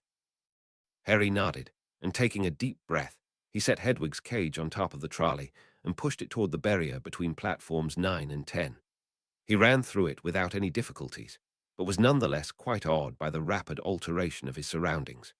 The area was crowded with witches and wizards, dressed in normal clothing and robes alike, and amidst them all was a huge, red steam engine puffing smoke, with the words Hogwarts Express plastered across its side. Thanks to Snape's charm, he easily stored his trunk, adjusted Hedwig's cage more firmly in his grip, then stepped through a nearby door into the interior of the train. He cringed slightly at the noise and crowd surrounding him. It had been crowded outside as well, but it felt more suffocating inside the train. He weaved his way down the aisle through throngs of chattering students, most of them taller and older than he was, keeping his head down and Hedwig's K held closely to his chest. Eventually, Harry spotted an empty compartment and slipped inside, sliding the door shut behind him. He took a moment to breathe, grateful for the glass barrier separating him from the noise and crowds, then scanned the room, spotting a storage rack near the ceiling. He hopped onto the nearest seat to set Hedwig down, then sat down, shrugging off his backpack, and fished through it to find the book he had packed. After roughly 10 minutes, the train began to move, and Harry's stomach jumped with an unsettling mix of excitement and anxiety. Unable to concentrate on his reading, he watched the passing scenery through the window for a while, the urbanesque surroundings of London gradually shifting into vast, empty fields. He turned back to his book. Harry's renewed attempt at reading was suddenly interrupted by a loud croak. He glanced around for the source of the noise to find a rather large toad squashed into a corner of his compartment. I didn't expect that someone would actually bring a toad as a pet. Wizards are weird. The train vibrated slightly as it began its ascent up a hill, and the toad, startled, hopped out of its corner and toward the door. "Oh, no, you don't," Harry muttered, setting aside his book and sliding out of his seat. He snatched the toad up before it could escape and sat back down with the creature firmly cupped in his hands. It croaked again. He managed to secure the toad in one hand and return to his reading, but he was soon interrupted once again. "Has anyone seen a toad?" Harry heard a loud voice say as the door of his compartment was pushed open. "Neville's lost one." Harry's head shot up as a bushy-haired girl stepped into his compartment, followed by a nervous-looking, round-faced boy. Wordlessly, he held up the irksome toad. The boy gasped in relief and rushed forward to take it. "Thank you so much," he said earnestly. "He's so hard to keep track of." "Why did you bring a toad in the first place?" Harry asked, before realizing that the question may have been a bit rude. The boy, Neville, didn't seem insulted. "I got him as a gift," he said, his face going a bit pink. Harry nodded his understanding and shifted awkwardly in his seat. Thankfully, the girl seemed to feel that she had gone long enough without speaking. "What's that you're reading?" she asked interestedly, stepping forward to peer at the book in Harry's hand. He tensed, pulling it towards his chest. "Calm down. She's not trying to steal anything from you." He forced his shoulders to loosen and held out the book towards her. She looked at him oddly for a moment, then took the book with a small smile. "I'm Hermione Granger, by the way," she said, skimming through the text. "Harry Potter," he mumbled. Both Neville and Hermione looked up. "Oops, I forgot about that." "You're Harry Potter," she gasped. "Wow, I've read all about you." "So did I," Harry said dryly. "You're smaller than I expected," she said matter-of-factly, sitting down beside him. Harry raised his eyebrows, a bit offended. Sure, he was small, but did she have to point it out? It wasn't as though she was particularly big either. Hermione went a bit red. "You can, sit down," he said to Neville, who was standing awkwardly in the middle of the compartment, clutching his toad to his chest. "If you're sure that's all right." Harry wasn't quite sure what to say next, but Hermione seemed to have no objection to taking charge of the conversation. She prattled on about all the books she'd read and the classes she expected to enjoy, apparently under the impression that fourth-year level spellbooks were required reading materials. "I'm Muggle-born, you know," she said. "My parents are quite confused by all of this, really. But it's so exciting. I never imagined I would be able to attend such a school. It's one of the best magical schools there are, at least in Europe. My family wasn't sure I'd be able to come," Neville said, staring at his lap. "Took ages for me to do anything magical." "Both of your parents are magical?" Hermione asked. "I was raised by my gran, who's a witch," Neville said quietly. "Not that it gives me much of an advantage." Harry wondered what had happened to his parents, but said nothing. "I'm sure you'll be fine," Hermione said soothingly. "I had to spend all summer reading just to catch up on all the information that probably comes naturally to you." Neville shook his head slightly, looking bemused. Harry could see why. Hermione was probably better informed than the majority of students in their year, wizard-raised or not. "What about you, Harry?" Hermione asked, turning her gaze back to him. "What's your family like?" Harry suppressed a flinch. He'd been hoping they'd move on from the topic. How could he possibly answer that question? "Fine," he said, staring at the wall behind Hermione. She waited for him to elaborate, long enough for the silence to grow awkward, then thankfully she changed the subject. "I'm hoping to be sorted into Gryffindor." Hermione said, bouncing in her seat a little. Dumbledore himself was sorted there, did you know? Harry stiffened. Though I wouldn't mind being sorted into Ravenclaw either. Neville looked a bit glum. I'll probably be in Hufflepuff. What's wrong with Hufflepuff? Hermione asked, looking put out, as though upset that there might be something she didn't know. Well, Gran expects me to be in Gryffindor like my dad, but I doubt I will be. Hufflepuff is where everyone says all the leftovers go. Oh, I'm sure that's not true, said Hermione. All the houses have their good qualities. What if I'm in Hufflepuff? Harry thought. What would Snape think? Harry shook off the thought. If he was sorted there wasn't much he could do about it now. Anything off the trolley, dears. A plump woman pushing a trolley stacked with sweets had just stopped by their compartment. Hermione straightened, looking intrigued. Harry remembered the pouch of coins Snape had given him. Better use it, or it will seem like I'm ungrateful. Neville shook his head, muttering about his Gran not wanting him to have too many sweets. Between Harry and Hermione, they managed to purchase a bit of nearly every sweet offered, and they and Neville spent an enjoyable half-hour tasting them all. Well, aside from when Harry nearly choked on a petrol-flavored bean. Ooh, Hermione nearly squealed. A Paracelsus card. Who? Neville asked. He's one of the first known alchemists. He invented a loud clearing of the throat cut her off. Harry looked up to see a pale, blonde-haired boy standing at the entrance to their compartment with a strikingly familiar face. Draco Malfoy. He was flanked by two large, blank-faced boys who stood on either side of him as though they were bodyguards. So, it's you, Draco said, looking straight at Harry. You're Harry Potter. Harry raised his eyebrows. So, Draco looked taken aback and haughty at the same time. I never would have expected it. What were you expecting? Draco's lips tightened. I wouldn't have expected the boy who lived to be mucking about in Knockturn Alley like a street urchin. Harry stiffened. Malfoy knew nothing about street kids, and it hadn't been his fault he'd been covered in soot at the time. Malfoy paused to look down his rather pointy nose at Hermione and Neville. I expect you'll develop a stronger sense of class if you join us in our compartment instead of consorting with the likes of them. Harry felt hot anger surge up inside him, and it was all he could do to force it back before he caused an explosion. Perhaps they weren't friends, but Hermione and Neville had both been perfectly willing to interact with him and hadn't looked at him as though he were a bit of dirt at the bottom of their shoes. Something that Harry had been worried about happening once he began school. How dare Draco Malfoy degrade them and claim that he was better friendship material when it was clear that he was only interested in Harry now that he knew he was famous.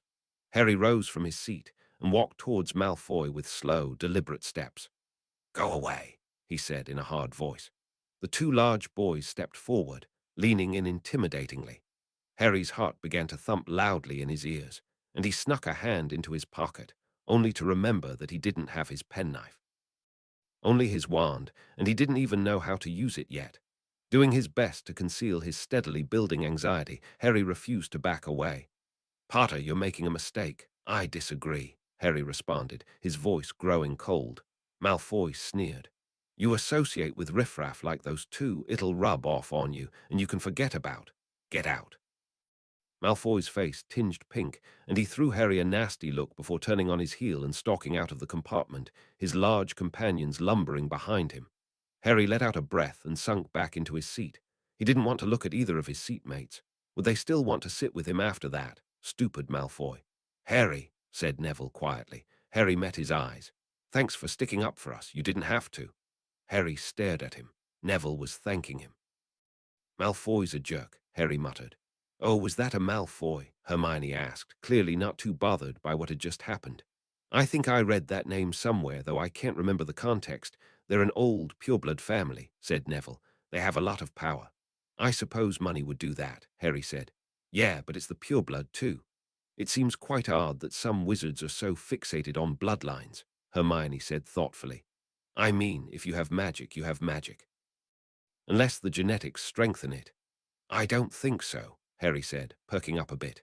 Magic seems to be a dominant trait, seeing as most people with only one magical parent have magic as well. That was what the books said anyway. But maybe it's an incomplete dominance inheritance pattern, Hermione said, her brown eyes bright with the thrill of new knowledge. That would mean that if one parent is a muggle and the other is a wizard, then the child would have weaker magic than if both parents were wizards. But then how would you explain muggle-borns like you? That would bring us back to dominant versus recessive genes. In that case, both your parents would have to carry a gene for magic, but not actually have it. Neville stared at both of them with his mouth slightly agape. "Oh, sorry, Neville," said Hermione, noticing his expression. "This is all just so fascinating." Harry had to agree. "We should probably get changed," Hermione said, peering out the window. "I expect we'll be there soon." Harry muttered something about changing in the lavatory and grabbed his backpack. Hermione followed him out of the compartment, leaving Neville to change while they found their respective bathrooms. Harry exited shortly, just as an announcement echoed throughout the train that they would be arriving in 10 minutes' time, and that their luggage and caged pets would be handled for them. Neville caught up with him as the train shuddered to a stop. Hermione seemed to have made her way off the train alone, so he and Neville, who had a firm grip on his toad, disembarked along with the swarm of robe-clad students. Harry shivered slightly in the evening air. Furs years this way," Harry heard a familiar voice call. He joined the crowd of students making their hesitant way towards the huge, bearded figure of Hagrid, who led them towards the edge of the lake, where an assortment of small wooden boats waited. No more N4 boat. Harry made his way to the nearest one and perched stiffly on a seat. He had lost Neville in the shuffle, so several unfamiliar people joined him. They exchanged nervous nods, but didn't take the time to chat. Harry gripped the sides of the boat as it began to move. This was it. Chapter 25, Pumpkin Juice. Chapter text. Harry stared, wide-eyed, as he and the other first years were led through the great hall. The place was huge. It was lit by thousands of floating candles, all hovering above 4 extremely long tables set for what looked like hundreds, which were occupied by robe-clad students of varying ages. Silvery ghosts were scattered here and there among them, some sitting on the benches, others hovering above. Harry tensed his shoulders, looking anywhere but at the older students, whose eyes were all fixed upon the group of new arrivals. He glanced up at the ceiling, or what seemed to be the lack of one, as it appeared dark and starry, just like the sky outside. Oh, right, Hogwarts. A history had mentioned something about it being bewitched to look that way. Somewhere behind him, Hermione was muttering about the enchantments she thought were used to create the effect. Professor McGonagall, the stern-faced woman who had met them in the entrance hall and was currently leading them across the great hall, stopped before the podium that held the staff table, where a wooden stool was situated at the very front with an old, faded hat placed on top. There was a long, silent pause. Then a rip near the brim of the hat opened, and the hat began to sing. "Oh, you may not think I'm pretty, but don't judge on what you see. I'll eat myself if you can find a smarter hat than me." What the hell? Of all the strange and incredible things Harry had seen and done since he'd come to live with Snape, this had to be one of the oddest things to happen so far. A singing hat, really. Harry had to bite down hard on his lips to keep from laughing at the utter absurdity of it. You might belong in Gryffindor, where dwell the brave at heart, Gryffindor. That was where his parents had been. If Harry had been raised by them, would he be sure to be sorted into Gryffindor?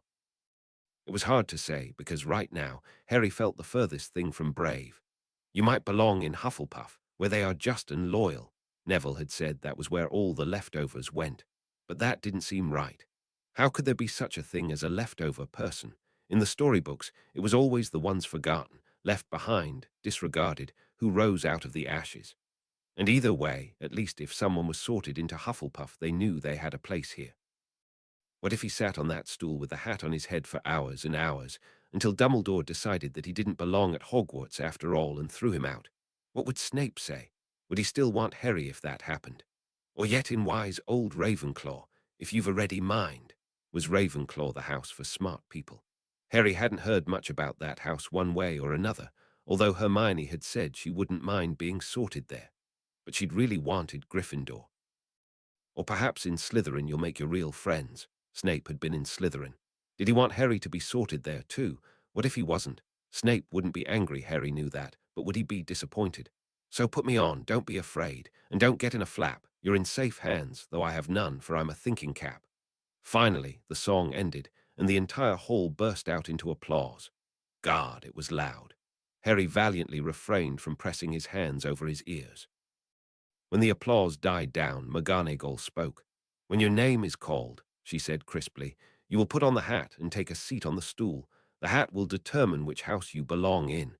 Harry took that moment to chance a glance at the other first-year students, who all appeared to be simultaneously frozen in place. Abbot Hannah. And so it began. Harry surreptitiously studied the staff table as the sorting ceremony progressed. It was Dumbledore, of course, seated at the very center of the table. Harry avoided looking at him. There was a vacant seat beside him, which Harry guessed belonged to McGonagall, and on his other side was a tiny, bearded man who looked to be sitting atop a pile of cushions. Hagrid was seated several chairs over, looking even larger than usual between an old, grizzled man who appeared to be missing an arm, and a rotund, kind-faced woman who had what looked like twigs stuck in her cropped, grey hair.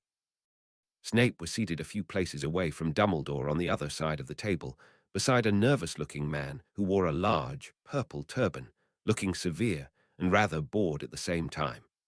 Harry returned his focus to the sorting when Hermione's name was called, and he watched carefully as she hastened over to the stool.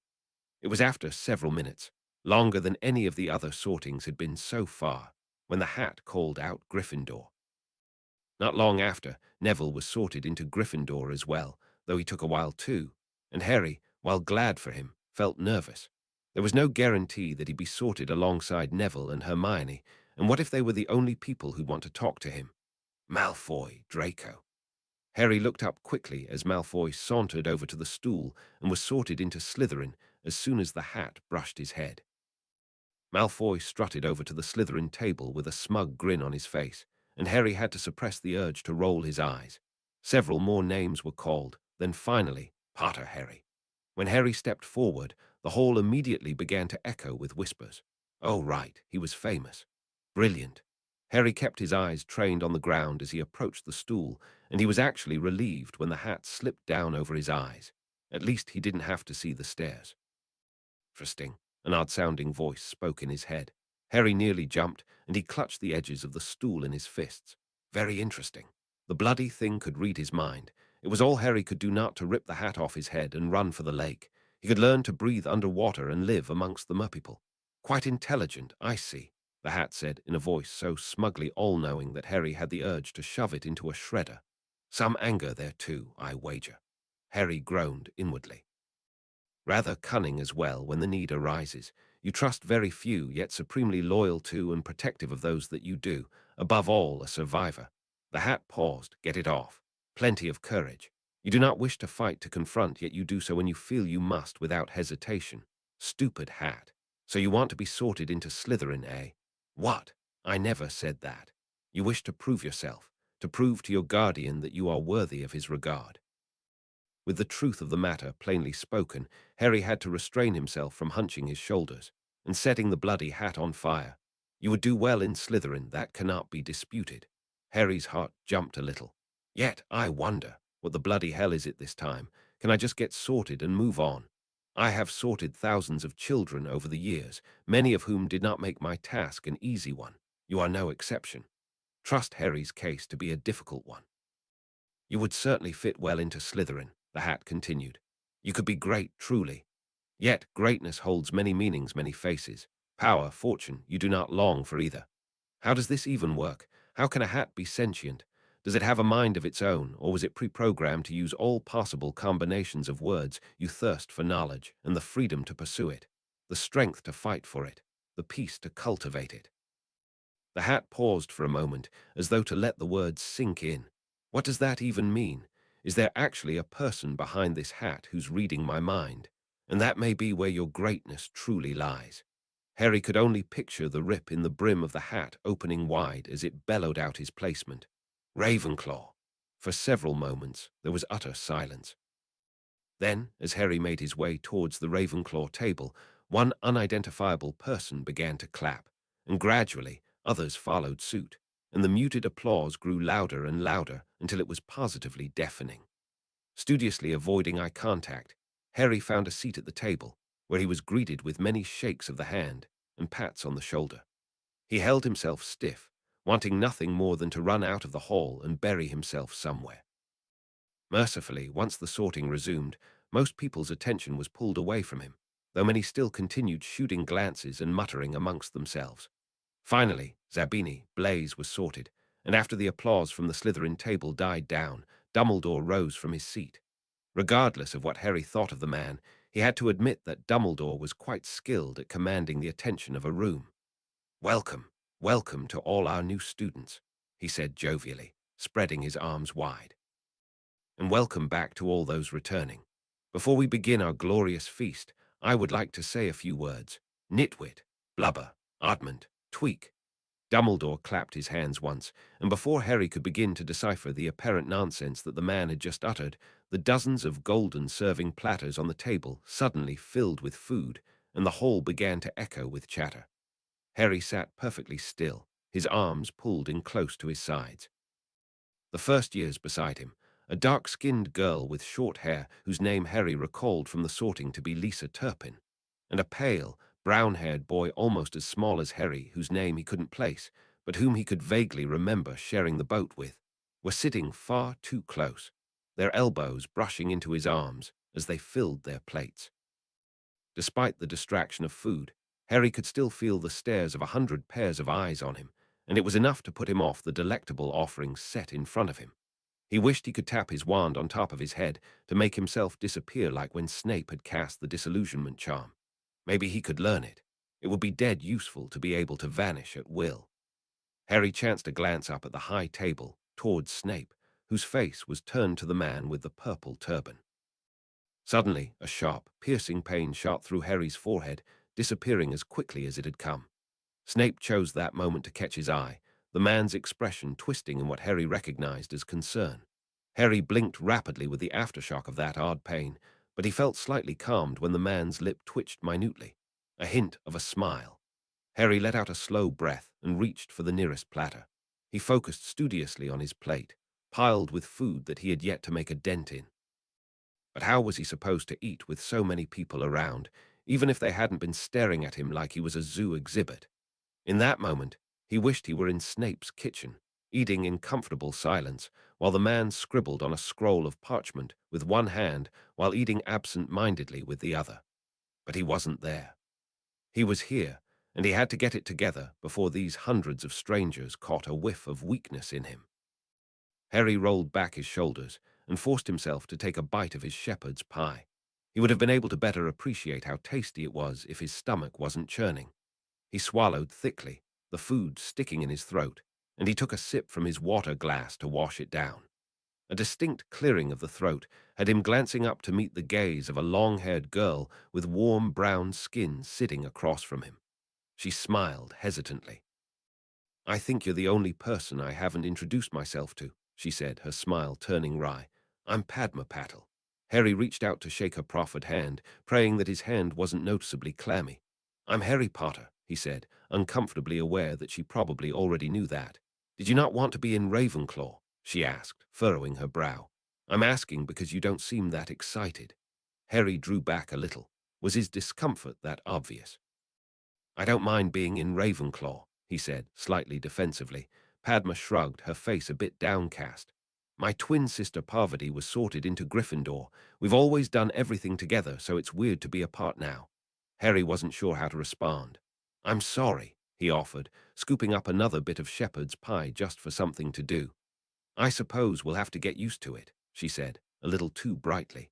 Harry searched a bit frantically for something to say. None of the students around him seemed to be struggling in the talking department. The loud conversations, laughter, and friendly shoves occurring among them were testament to that. Was he about to become an outcast here too? Why should I care about that? What does it matter if a bunch of strangers don't like me?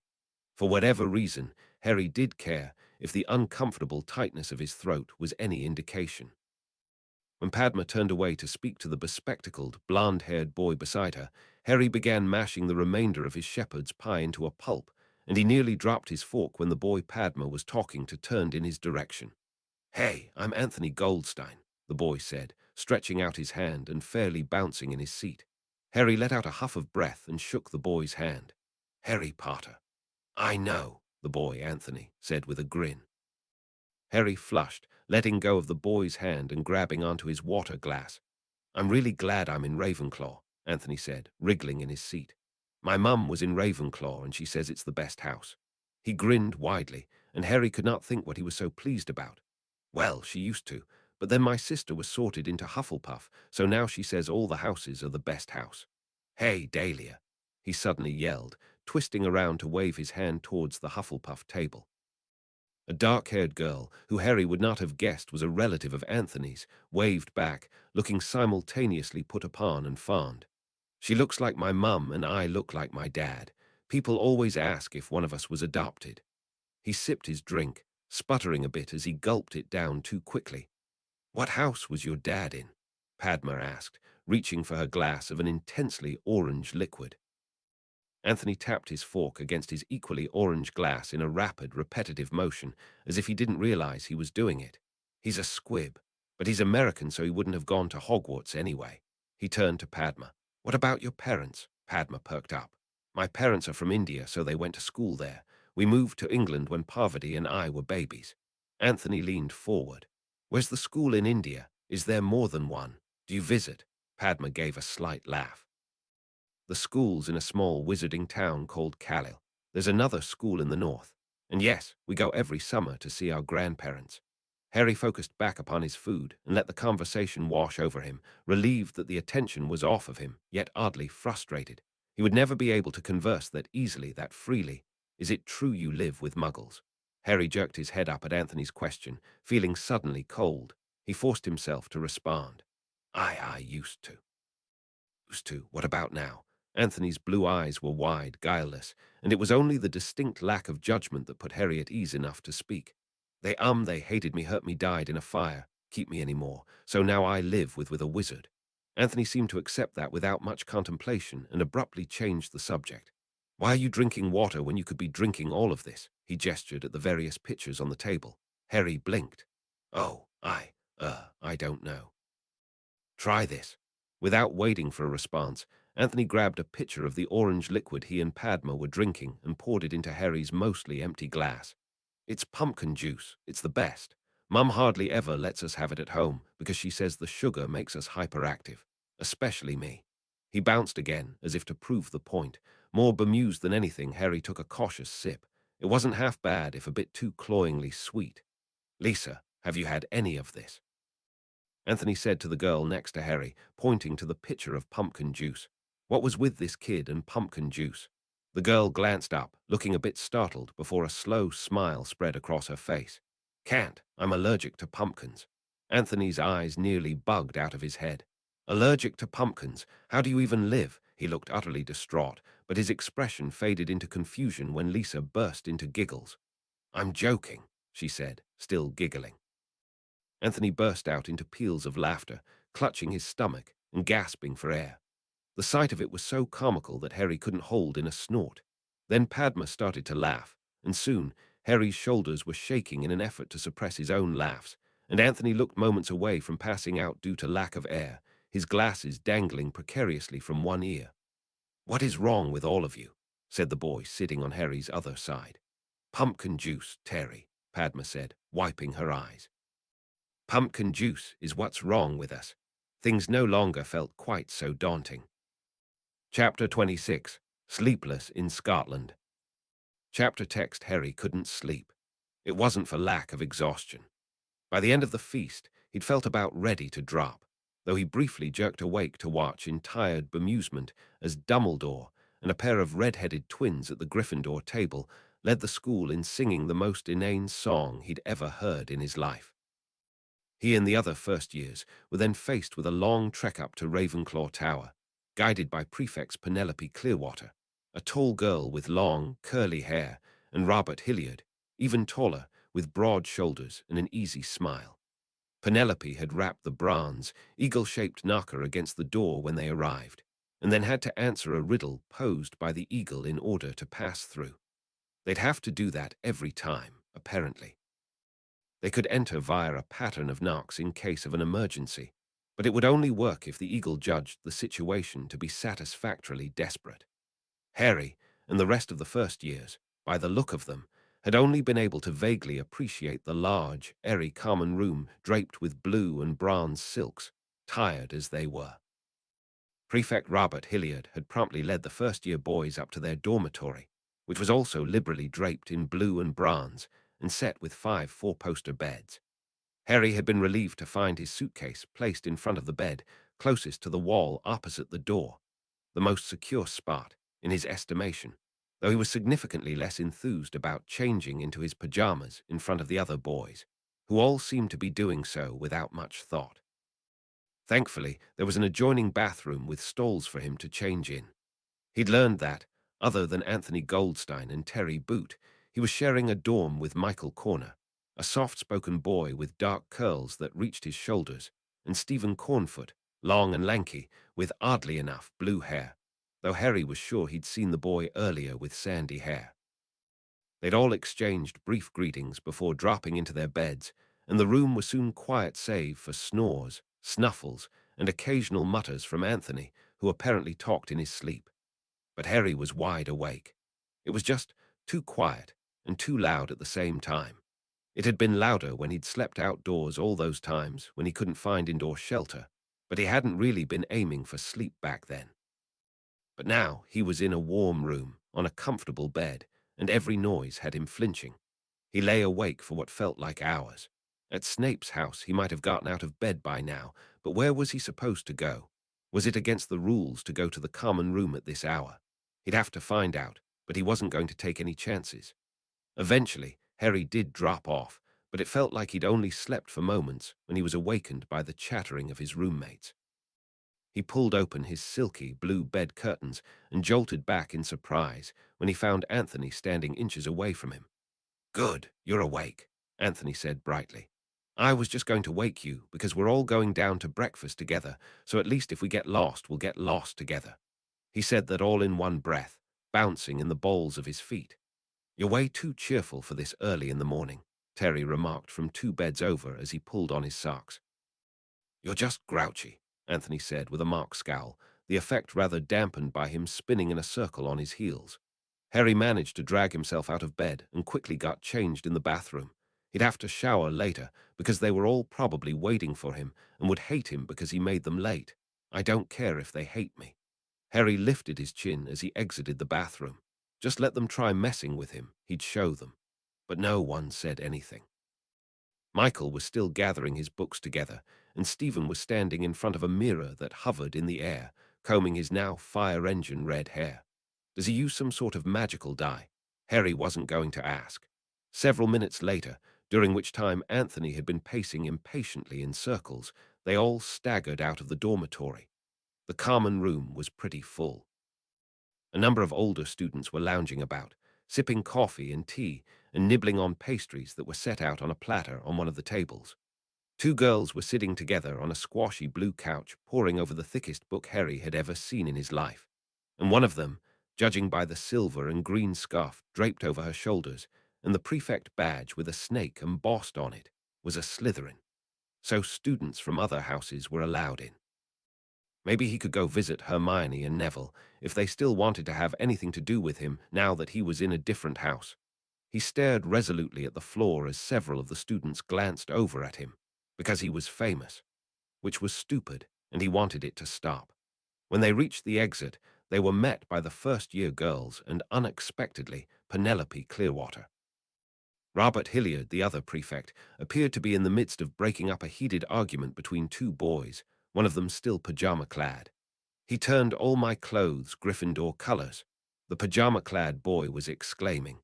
He drew his wand and attempted to point it at the other boy's face, but Robert caught his wrist. "I did no such thing," the boy snapped back. "It's not my fault you secretly wish you were a Gryffindor so you can spend more time snogging your boyfriend."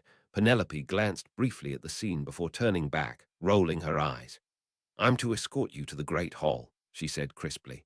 "Do pay attention so you'll be able to find your own way in the future." Anthony, who'd apparently been excited at the prospect of getting lost, looked rather disappointed, but he rallied, bounding ahead to the front of the group. How does he have so much energy? Is he on something? Harry blew out a breath which turned into a yawn, and he trailed slightly behind the group, ending up alongside one of the first-year girls, who also seemed tired, and was tying her long, sleek black hair into a ponytail. "I'm Sue Lee," the girl said to Harry in a slightly hoarse voice, dropping her hands from her hair. "Harry." He nodded at her. Sue smiled, but thankfully didn't seem in the mood to talk, and they both quickened their stride to catch up with Penelope. Once seated in the great hall, a little apart from the others, Harry picked at his food. There was a platter of the fried eggs with onions that he loved, but he couldn't bring himself to take a bite. It wasn't just because of his sleepless night. A nauseating anxiety was beginning to rise in his gut, and the mere thought of ingesting anything made his stomach churn. What if I'm bad at all my classes? What if I fail? What if I'm stupid at magic? Harry grabbed onto what looked like a pot of black coffee and poured it into his cup, hoping it would wake him up some. He'd never had coffee, and after nearly spitting out his first mouthful, he might have been better off staying that way. He forced himself to finish it anyway, because the last thing he wanted was to fall asleep in the middle of class on his first day. Purposefully keeping his head down and ignoring the other students, Harry managed to scarf down an apple and half a piece of toast, and he was about to get up to go where exactly, when a cheerful-faced, bearded man that was even shorter than Harry appeared just behind him. "First years, welcome," the man said with a wide smile. "I'm your head of house, Professor Flitwick." Great, another Ravenclaw who was disgustingly cheerful in the morning. "Good morning, Professor Flitwick," Anthony Padma, and one of the first-year girls Harry hadn't spoken to replied, while the others just murmured in response. Harry kept his head down. "I'm looking forward to getting to know you all this year, but to reach that point, you'll all need your class schedules." He handed out scrolls of parchment to each of them, and Harry scanned it quickly. It was a Monday today, and it seemed they had charms with Professor Flitwick first thing, followed by history of magic, and then double herbology. Potions class wasn't until Wednesday. Harry glanced up at the high table. He didn't see Snape anywhere. Biting down on his lip, Harry rolled up his schedule and shoved it into his bag before getting up. If he was to find the charms classroom in time, he'd better start now. It was always preferable to be early. Always better to be prepared, to familiarize himself with his surroundings just in case he needed to make a quick escape. His eyes firmly trained on the ground and hands shoved into the deep pockets of his robes, Harry made for the door. Still staring at the floor, he nearly walked into a tall figure who caught him by the shoulders, and he flinched wildly, his head jerking up to find Snape. The man was looking down at him with an odd expression on his face, forehead furrowed, as though he were trying to decipher a foreign text. "I was just coming to fetch you," said Snape, still looking at him oddly. "You were," Harry stammered, feeling off balance. "I did say you were to come find me if you ever had need of me, did I not? You'll need to know where my office is." Harry nodded, and something in his chest loosened. "I will show you to my office, and after that I'll escort you to your first class. Charms, I believe. He knows my schedule." Harry shoved away the thought. The man probably knew all his students' schedules. Harry wasn't special. Harry followed Snape through the entrance hall and down several winding flights of stairs into what appeared to be the dungeons. A group of older Slytherin students began approaching from the other end of the corridor, and he curled in on himself a little more and shifted so that he was concealed behind Snape. "Morning, Professor," several of the students chorused as they passed. One of them eyed Harry curiously, but Harry kept his eyes straight ahead. Snape nodded sharply at them, then quickened his stride, and Harry nearly tripped over the hem of his robes in his attempt to match the man's pace. Finally, they reached a doorway to what was undoubtedly the potions classroom. Harry glanced around interestedly. It was significantly larger than Snape's laboratory at home, with roughly 20 small tables, and the walls were lined with shelves of what looked like pickled animals in jars. Harry hurried to catch up with Snape when he realized he'd paused to stare, and they stopped in front of a door at the far end of the room. "This is my office," Snape said as he pushed the door open. "I can often be found here when I am not teaching." The room was small and dimly lit by a few gas lamps near the ceiling, and it was slightly warmer than the drafty classroom despite the empty fireplace. The walls were also lined with shelves, some filled with books and others with jars of unidentifiable substances. There was a large desk and chair directly in front of a particularly large bookshelf, and there were several smaller wooden chairs facing it. Where does he keep all his things? Harry's question was answered when Snape leveled his wand at the bookshelf behind the desk, which abruptly shifted to the side to reveal another door. "These are my personal quarters," Snape said, beckoning to Harry. "Please place your palm on the door." Harry did so, and Snape waved his wand again. The door swung open. "My office door will open in response to your knock," Snape said, pushing Harry forward by the shoulder. "So if you wish to see me, you may enter at any time. You'll be able to enter my quarters by first pointing your wand at the bookshelf, then pressing your palm to the door, as you just did." Harry nodded and stepped over the threshold into what looked like a small apartment. It consisted of a modest-sized room containing a green-grey couch, a round wooden table, and chairs, as well as a kitchen area and several doors, one of which must have led to a bedroom. He turned back to Snape, unsure of what was expected of him, to find the man studying him through narrowed eyes. "You don't quite seem yourself, didn't he?" Harry couldn't quite understand what the man meant. What was himself normally like? He might have been feeling a little off-kilter being here, but was it that obvious? "I'm okay," Harry said, glancing away. "Just a bit tired." Snape stared at him for another moment before speaking. "Have you settled into your dormitory?" Harry nodded. "Is all copacetic among your housemates?" "Yes, sir." Harry winced internally. Was he supposed to call him Severus? The man didn't comment on it. "Please do inform me if you experience any difficulties, or if there is anything you require." "I will." At least he'd left off the "sir."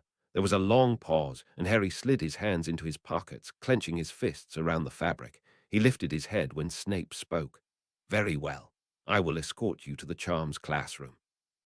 Their walk to the Charms classroom was silent. Harry kept his eyes down, not wanting to glance up and confirm his suspicion that every person that passed by was staring at him. When they reached the classroom, which was, thankfully, still empty, Harry looked up at Snape, managing to offer up a smile. "Thanks." After a brief pause, Snape reached over to squeeze his shoulder before turning to go. Just moments later, before Harry had managed to find a seat, he was joined by the other Ravenclaws, and he soon found himself seated between an ever-excitable Anthony, who had managed to figure out how to make multicolored sparks fly out of his wand, and Sue Lee, the girl he'd spoken to briefly in the morning before breakfast. It seemed that they weren't sharing this class with students from the other houses. "Good morning." Harry started when Professor Flitwick appeared on top of the teacher's desk, seemingly out of nowhere. Had he apparated? Harry hadn't heard the telltale pop, and Hogwarts, a history had said that apparition wasn't possible within Hogwarts. "I'm just thrilled to be teaching the first class of the year to my new Ravenclaws. Oh, very nice, Mr. Goldstein." Flitwick clapped his hands, beaming, when Anthony let out another shower of sparks from his wand. 5 points to Ravenclaw. Anthony grinned widely, bouncing in his seat. "You've been reading ahead, have you?" "Just this part, 'cause I really wanted to make sparks." "Why didn't I do that?"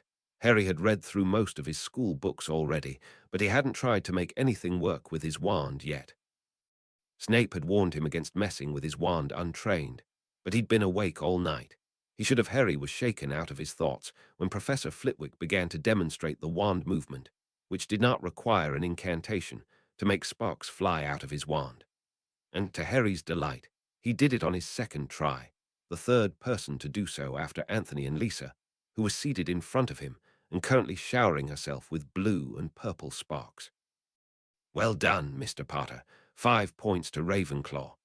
Harry couldn't help but grin at his gold and silver sparks, and he barely flinched when Professor Flitwick clapped him on the shoulder. How does this even work, though? Is it also physics, like the hover charm? Maybe he could ask Snape or Flitwick, who was right there. But the tiny professor was busy helping Michael Corner with his wand grip. The rest of the surprisingly enjoyable class flew by, and Flitwick set them homework to read the first chapter of their textbook before the next class, as well as to continue practicing the spell. Everyone had managed to do it by the end of the class, even Michael, who struggled with keeping his hands steady. Their next class, History of Magic, was a real letdown after their entertaining first class. Professor Binns, who just happened to be a ghost, spoke in a dry, monotonous voice that would have lulled Harry to sleep even if he'd been talking about something actually interesting, like physics or potions or basically anything other than some Goblin war that had taken place in the 1400s. As such, Harry did find himself nodding off 15 minutes into the lesson, jerking awake every so often in an attempt to take some notes, though he gave up on that endeavor pretty quickly when he found that his ink was smudging too badly to read what he'd written. It was all in the textbook anyway, wasn't it? Lisa and Terry seemed to be managing all right, but everyone else was drifting, and Anthony had taken to jogging laps around the classroom when it became obvious that Binns didn't seem to notice or care one way or another. Lunch hour followed history of magic, and Harry was beginning to feel rather nauseous. He hadn't eaten much for breakfast, and the black coffee seemed to be catching up with him. He felt oddly jittery, and sounds seemed strangely amplified. "You all right, Harry?" Anthony asked with his mouth full, sliding along the bench to sit closer. Harry started, squinting at Anthony in surprise. I'm okay," he was startled into saying. He took a quick bite of the pasta he'd dumped on his plate. "History was dead boring, wasn't it?" Anthony swallowed another bite. "Thought I'd fall asleep." "I almost did," Harry mumbled. He cut one of the pieces of pasta in half with his fork. Maybe it would be more appetizing if he added a sauce to it. The thought just made him feel more queasy. No more coffee for him. "You can come sit with the rest of us, you know," Anthony said, licking tomato sauce off his lips. Harry glanced over to the rest of the first years, who were sitting a short distance away. Harry's shoulders tightened, though he couldn't have said why, and it took a surprising amount of effort for him to follow Anthony to a seat closer to the other students. Every bone in his body wanted to remain where he was, alone, with space around him, and no one looking at him. Why was this so hard? No one had been mean to him, and his classmates didn't seem nearly as enamored with his status as the boy who lived as the other students. Perhaps because they'd actually spoken to him and realized that he was nothing special.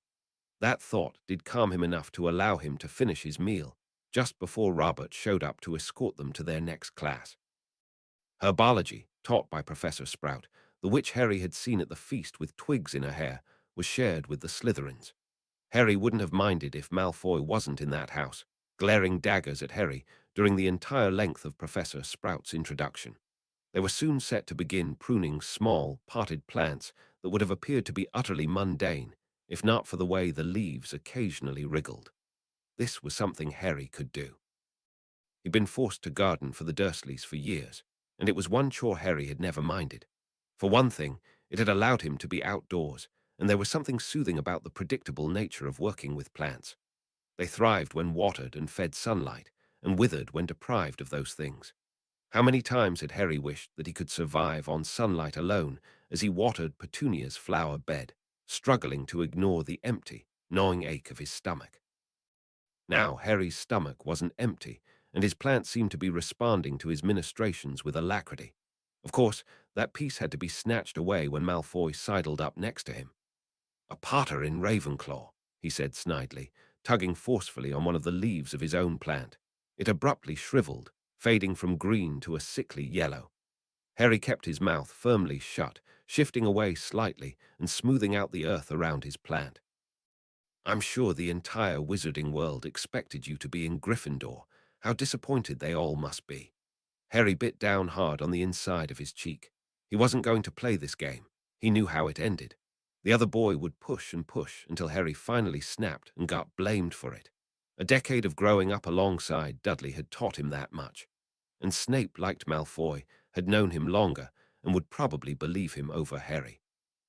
Harry shifted over further so that he was standing closer to Padma. "How did you make your plant look so green?" she asked, leaning towards him. Harry furrowed his brow, noticing how bright a shade of green his leaves were compared to hers, and how Malfoy's entire plant had turned a withered yellowish brown. I'm not sure," Harry said hesitantly. I've worked a bit with plants before, and I just sort of—" He smoothed a hand over a leaf that was sagging slightly, and it perked up immediately. Padma brightened. "Looks like it just needs a gentle touch. Thanks, Harry." Harry stared at her, startled. What had he done? "Should have been a bloody Hufflepuff," Malfoy muttered. He swung around, nose in the air, to make his way back to his lumbering bodyguards, accidentally on purpose ramming his elbow into Harry's side in the process. Harry bit back a grunt of pain, forcing himself to remain still and keep his face impassive. Never show them your pain. Never let them know they've gotten to you. These were hard-earned lessons, and Harry would do well not to forget them, not to let down his guard just because he had a warm place to sleep and regular access to food. Professor Sprout circled around near the end of class to have a look at each of their plants. She beamed when she reached Harry, nodding in approval at the lively state of his plant. Every one of the leaves wriggled excitedly, and one of them curled around Harry's finger when he touched it. Padma had also done well, and she sent him a grateful smile after Professor Sprout awarded her full marks as well. Harry still didn't know what he'd done to make her so happy. They had a good couple of hours free before dinner once Sprout dismissed them, and Harry stood awkwardly at the entrance of the greenhouse, watching as the other Ravenclaws broke off into smaller groups and wandered away. Anthony had spotted his older sister walking towards another greenhouse and sprinted off to catch up with her, and Padma was walking with one of the first-year girls, Mandy, if Harry remembered her name correctly. He shuffled forward a few steps, then nearly jumped out of his skin when he felt a tap on his shoulder, spinning around to find Sue standing there, looking slightly taken aback at Harry's reaction. She thinks I'm crazy. They all think I'm crazy, and they're right. I'm not normal. There's something wrong with me. Go to the library with me. Harry managed to shrug off his increasingly morose thoughts in time to catch the tail end of Sue's sentence. Library. Oh, do you know where it is? Harry managed to respond semi-coherently. No, but I heard those 2 sixth-years saying they were going there, so I figured we can follow them. She pointed towards 2 girls standing a little ways away, apparently in deep conversation, one Ravenclaw and the other Slytherin. How do you know they're 6th-years? Not that it mattered. Heard them talking about OWL results. Fair enough. Harry and Sue exchanged a quick glance, then waited for the girls to start walking, holding off until they were a good distance away before following. The walk across the grounds and through the castle was long, and it was a miracle that they managed to keep the girls in view the whole time. Harry kept a careful eye on his surroundings in order to commit the path to memory. If there was anything he needed to remember, it was this. They entered the library, and suddenly the stress of the day melted away like it had never been there. Wow, Sue said in quiet wonder. In that moment, he was home. Chapter 27. Take Wing and Fly. Chapter text. Harry managed to jerk his head up just before dropping it straight into his plate of eggs and toast. Another sleepless night. How surprising. But they had flying lessons today, and Harry couldn't say the prospect didn't excite him. Maybe they'd learn techniques to fly faster or to perform interesting tricks and maneuvers. There was only so much he could glean from a book about it. Dad took me to see the Quidditch World Cup last year, Stephen was saying from a few seats away. But he was right put out that Scotland didn't win. The Quidditch World Cup. Harry had read about that in Quidditch through the ages. It wasn't the same as actually seeing it, though. They almost had it, though, Sue piped up. They were up in points until Hector Lamont lost the snitch. Who's Hector Lamont? Harry's stomach dropped, and some of his excitement faded. He didn't know anything. He'd never seen a game. He didn't even know who any of the famous players were.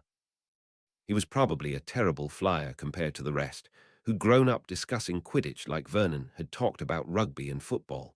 Not that he knew much about those sports, either. Harry let his fork drop onto his plate from slackened fingers and swallowed thickly. He just wanted to go back to bed. Instead, he hurried after his classmates towards the Quidditch pitch, where they were met by the Hufflepuffs and about 20 broomsticks lined on the ground.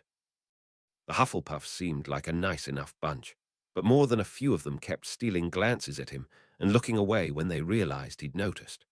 Don't they have anything more interesting to gape at? It made him want to jump onto the worn broomstick with tangled bristles at his feet and fly away. But he didn't dare, not with the rumors they'd heard about Madame Hooch expelling students for putting so much as a toe out of line. I'm quite a good flyer, one of the Hufflepuff boys said, puffing out his chest a bit. Mother started teaching me to fly when I was a toddler. She says it's a vital skill for any wizard worth their salt. He toed the bristles of one of the brooms, grimacing. The broom I have at home is in far better condition than this one, I must say. Seems a bit unfair that you've had all that practice, while I didn't even know Quidditch existed until this summer, another boy said, staring at the broomsticks on the ground with an uncertain expression on his face. Harry glanced at the boy out of the corner of his eye. So he wasn't the only one here who hadn't grown up with magic. To be fair, he hadn't gotten around to speaking with all of his housemates yet, and some of them could easily have been muggle-born as well. How was he supposed to ask that sort of question anyway? He didn't appreciate people asking about his upbringing, so why would he go and do that to someone else? Don't worry, Justin, a blonde-haired Hufflepuff girl said, jerking Harry out of his thoughts. It's not as hard as it looks. You just have to. She abruptly closed her mouth when Madame Hooch, a tall, grey-haired woman with startlingly yellow eyes, marched towards them at a rapid speed. What are you all waiting for? She barked. Each of you stand by a broomstick. Don't dawdle. They all hurried to do as she said, and Harry managed to snag the spot at the end of the row so he didn't have to be sandwiched between two people. Stick your wand arm over the broom and say up, Madame Hooch ordered, and Harry was relieved when his broom immediately jumped into his hand. Several of the others did too, in the cases of Sue and Stephen, as well as the blonde Hufflepuff girl and the boy who had boasted earlier about his skills, but everyone else had a bit of a harder time. Anthony's broom kept falling back to the ground before it reached his hand, and he had a pained look on his face, jaw clenched and shoulders tensed. Padma managed it after a few tries when she switched to her left hand, but a lot of the other brooms remained stubbornly on the ground. Madame Hooch circled around, providing pointers, adjusting arms and shoulders, and somehow everyone had their brooms in their hands after a short while. She then demonstrated how to mount their brooms, which Harry had done instinctively the first time he'd flown, but it didn't seem to come quite as naturally to many of the others. The boy who had been boasting earlier, Ernie, flushed darkly when Madame Hooch had to correct his grip, but he took the criticism in stride and focused intently on getting it right. He wasn't a Hufflepuff for nothing, it seemed. They were then instructed to kick off from the ground and rise up a few feet. Harry was sorely tempted to fly far higher than that, but the last thing he needed was a detention or expulsion. Where would he even go if he was expelled? Cornfoot, come back down at once, Hooch shouted. Stephen seemed not to have shared Harry's qualms about getting into trouble and had shot off the groan and started zooming around in circles above their heads. He flew back down, looking put out. There'll be time for that a bit later, Hooch said, not nearly as angry as Harry had thought she'd be. Yes, ma'am, Stephen said, frowning, his previously pink hair turning a dull brown. Harry dropped back to the ground and stepped closer to Stephen. How are you doing that with your hair? He asked, curiosity overtaking his hesitance. Stephen grinned, his hair turning purple. I'm a metamorph magus. His nose abruptly grew long and thin, not unlike Pinocchio in the cartoons Dudley had used to watch. What's that? Harry asked, staring. He hadn't read anything about that in Snape's library. Stephen's nose returned to normal. It's an ability some people are born with to change their appearance at will. He said that in a practiced manner, as though he'd repeated it many times in his life. And my hair changes with my mood, so I'm not even doing it on purpose most of the time. Wow. How does that even work? Can people learn to be one? Harry asked, flushing, when he realized he was staring. Stephen shrugged. Don't think so. Most wizards have to use wands to change their appearance.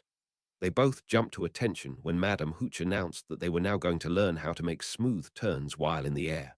Finally, they were given free rein to fly higher than a few feet off the ground, and Harry did not hesitate this time. It felt so right, being up here, level with the trees, not having to think or even try. To Harry's disappointment, the lesson ended a short while later, and Robert showed up to escort them to their next class. Pay attention, he reminded them as he led the way across the grounds and down several corridors.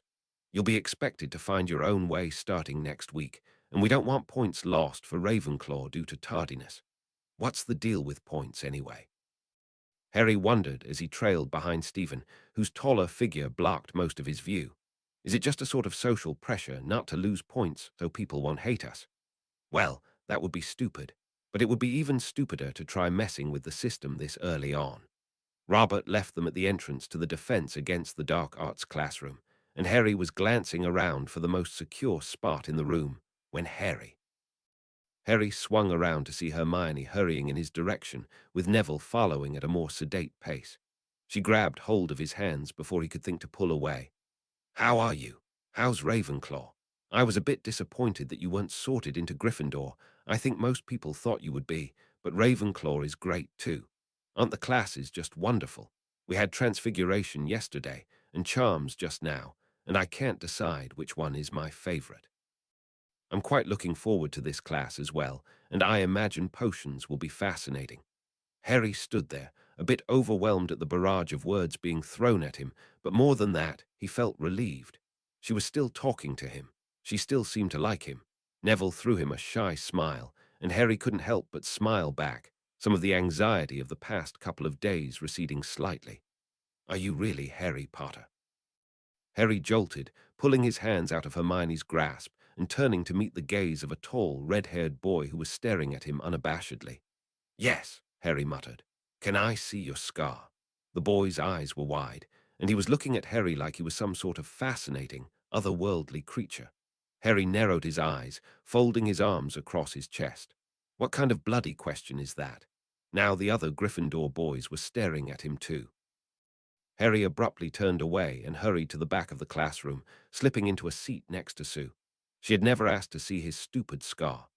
That was rude, Ron, Harry heard Hermione say. Mind your own business, Granger. Neville slid into the seat beside him just as Professor Quirrell entered the classroom. Hermione had taken the seat in the front row, which Harry imagined she did in most classes, and Anthony was just in front of him, and he seemed rather subdued. For Anthony's standards, at least. Perhaps because the flying lesson hadn't gone so well for him. Stephen's hair was now multicolored. How was that even biologically possible? The class turned out to be a bit of a letdown. Quirrell had a terrible stutter, and he often trailed off in the middle of his sentences, his eyes glazing over, staring off into the distance at something only he could see. Even worse, Harry's head began to ache abominably, the pain centering around his forehead, and it didn't abate until he left the classroom. They had a long break before lunch, so Harry managed to slip outside unnoticed, desperate for some fresh air. And silence, sweet silence. He walked for a while, strolled, really, with no particular destination in mind other than to get away from everyone for a while. He wasn't even sure why he wanted to. But the weather was pleasant, and he'd walked far enough from the castle to have found a decent measure of solitude. And finally he felt like he could breathe. He wished he could fly for real this time. Snape had his broomstick stashed away somewhere, and he supposed he could ask, but something was holding him back. I don't want to bother him. He has other students to deal with, all his Slytherins. Malfoy, and I'm not even in Slytherin. Harry clenched his jaw so tightly it made his still aching head hurt even more. He couldn't afford to feel like this. It was making him weak, this attachment he had to Snape. The man had been so kind to him, he'd promised he'd be there for him, and Harry wouldn't insult him by disbelieving that. But it didn't mean Snape wanted some kid clinging to his robes when he had so many other responsibilities. And maybe he'd stop wanting Harry around if he was too much of a burden. Harry spotted a tree a little ways away and started moving towards it when a hand suddenly landed on his shoulder, holding him in place. He flailed wildly, spinning around to find the enormous form of Hagrid, who had somehow managed to catch Harry unawares despite his size, looking down at him with a quizzical expression on his face, and holding what looked like an entire tree trunk on his shoulder with one hand. Didn't mean to scare ye, said Hagrid. Juice wanted to keep ye away from the Whompin willow over there. Tree gets pretty spooked sometimes. Harry turned back to the tree, squinting. It looked pretty normal to him, but then a lot of other things in the wizarding world looked normal and turned out to be murderous, so what did he know? How aboo a spot o' Hagrid asked, hefting the tree trunk more securely over his shoulder. Been meaning to invite ye, unless ye got class. Harry shook his head. No, I mean, I don't have class. Hagrid grinned widely. Follow me then. Juice gotta drop this off beside me hut to chop fur firewood. Harry followed Hagrid across the grounds, towards the forest he could see in the distance, and they soon reached a small wooden house surrounded by overgrown shrubbery and plants that Harry had never seen before. Hagrid dropped the tree branch on the ground with an earth-shaking thud and trudged towards the door. Come on in. Harry followed Hagrid into the hut and glanced around. It had only one room, with hams and pheasants hanging from the ceiling, a kettle boiling over an open fire, and a large black boarhound sleeping on an enormous, Hagrid-sized bed with a patchwork quilt on it. Sit down. I'll make us some tea. Harry hefted himself up onto an enormous chair by a round, rickety table while Hagrid poured tea from the kettle into teacups. and set a few rock cakes onto a plate. The tea wasn't bad, but Harry very nearly cracked a tooth trying to bite into a cake. He set it gingerly back onto his plate and took another sip of his sweetened tea. "How's your furs week going?" Hagrid asked as he chewed his rock cake. He didn't seem to be having any trouble eating it.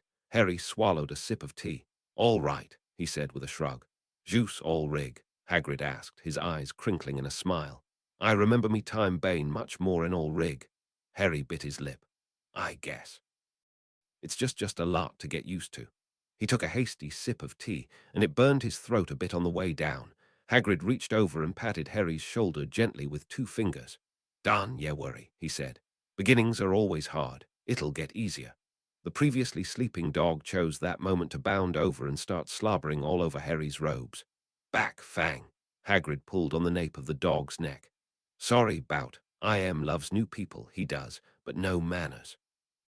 Harry reached over to tentatively scratch Fang behind the ears. "It's okay. I don't mind." He stroked his hand through the dog's fur, finding the motion oddly soothing even though the dog was the one being petted. He and Hagrid chatted a bit more, or rather, Hagrid prattled on with Harry only occasionally interjecting with 1 or 2-word responses, but he couldn't say he minded. Hagrid didn't seem at all perturbed by Harry's reticence, which was a relief, and the cabin was warm without being too stifling. Fang seemed to have established Harry as his new favorite person, and despite having rarely been exposed to pets of any kind, Harry imagined he might like a dog of his own someday. Not that Hedwig wasn't the best animal he could have asked for, but why limit himself to just one? Harry left a little while later, feeling surprisingly better, and Hagrid's tea must have been caffeinated because he felt more energetic than he had all morning. He quickened his step, shivering a bit as he made his way across the grounds towards the castle. The wind had picked up while he was indoors, and he drew the front of his robes closer, for once grateful for their length. "Harry!" Harry stumbled backwards slightly, nearly tripping on the hem of his robes, as Anthony, followed by Padma and Lisa, hurried towards him. He forced himself to straighten up, not to shrink back or poise for a fight, because they weren't here to attack him, damn it. Was wrong with his brain? "We're going exploring, want to come?" Anthony asked, hopping from one foot to the other. "Exploring where? We dunno, do we? That's the fun of it." Lisa shot him a wry glance. "Best just go along with it. I've also been kidnapped." Harry snorted, his shoulders relaxing. Why not? It wasn't as though he had anything better to do. "Stop pretending you don't all want to do this," Anthony said, rolling his eyes. "How will we ever know where anything is if we don't explore? And there are probably tons of secret passages. All castles have them." They made their way back towards the castle and into the entrance hall, hopping onto a staircase that none of them had yet approached. Midway up the stairs, the staircase abruptly moved sideways, and Harry just managed to keep his feet by grabbing onto the railing. "Cool," Anthony breathed. Lisa sat herself down on one of the steps, crossing her legs out in front of her. "Might as well enjoy the ride," she said with a resigned air. Padma chuckled, though she hung onto the railing with a tight grip. Finally, the staircase came to a stop, and they all darted up the stairs just in case it started moving again. The corridor they found themselves in was deserted and eerily silent, so much so that Harry found himself breathing shallowly in an attempt to remain as quiet as possible. He couldn't think why exactly, but it seemed that his companions shared in his impressions. It was quite a long corridor, with old, rusted suits of armor lining the walls and no doors that Harry could see. Bit of a boring place to explore. He should have known better than to let that thought cross his mind. The sound of a set of shuffling footsteps, quite different from the treads of his companions, began to make its way into his awareness, growing steadily louder, the uneven, heavy tread enough of an indication that it was not another student approaching. Padma grabbed onto his sleeve. "I think this is the Forbidden Corridor," she hissed. "We're not supposed to be here." Forbidden Corridor. Harry could vaguely recall Dumbledore mentioning something about third-floor corridors and painful deaths, but he'd written that off as just another one of the man's ridiculous ramblings. "Sniff them out, my sweet. We're getting closer." Anthony gasped. "It's Filch," he stage-whispered. Harry and the others didn't need any more prompting. They'd overheard enough talk from the older students. They turned heel and ran as fast as they could in the other direction, and Harry forced himself not to glance back. Filch wouldn't be able to report them if he didn't see their faces right. Hearts thumping, breathless, and red-faced, they'd managed to find themselves in the owlery at the top of the west tower. It was a circular stone room with wide windows that had no glass, making the room rather cold and draughty. Floor was strewn with straw and droppings, and the high ceiling echoed with hoots and the rustle of owls fluttering to and fro. Harry darted forward when he spotted Hedwig perched high up near the domed ceiling. She fluttered down to land on his shoulder and nipped his ear. "Here, Coco," Lisa called softly, and a spotted eagle owl hopped off its perch and flew over to her. There was a long stretch of quiet, broken only by heavy breathing that gradually slowed. "Well, that was fun," Anthony said matter-of-factly. "You should all thank me." Lisa gave him an incredulous look, and Padma thumped the back of her head against the wall, only to shriek and jump forward when the edge of her plate got dunked into a streak of bird dropping that had dripped down the wall.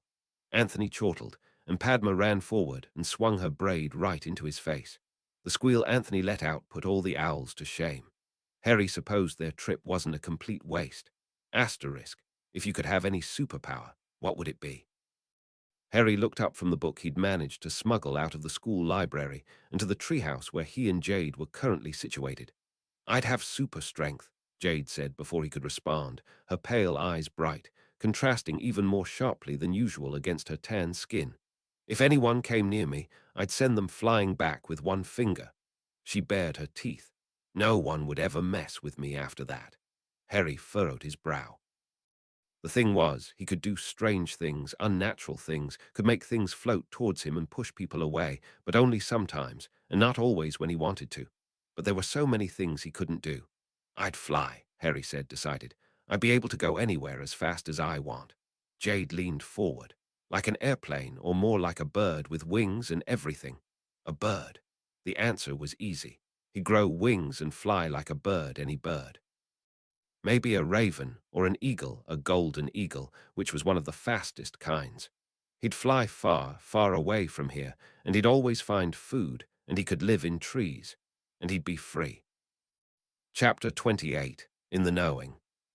Chapter text tick, tick, tick, tick.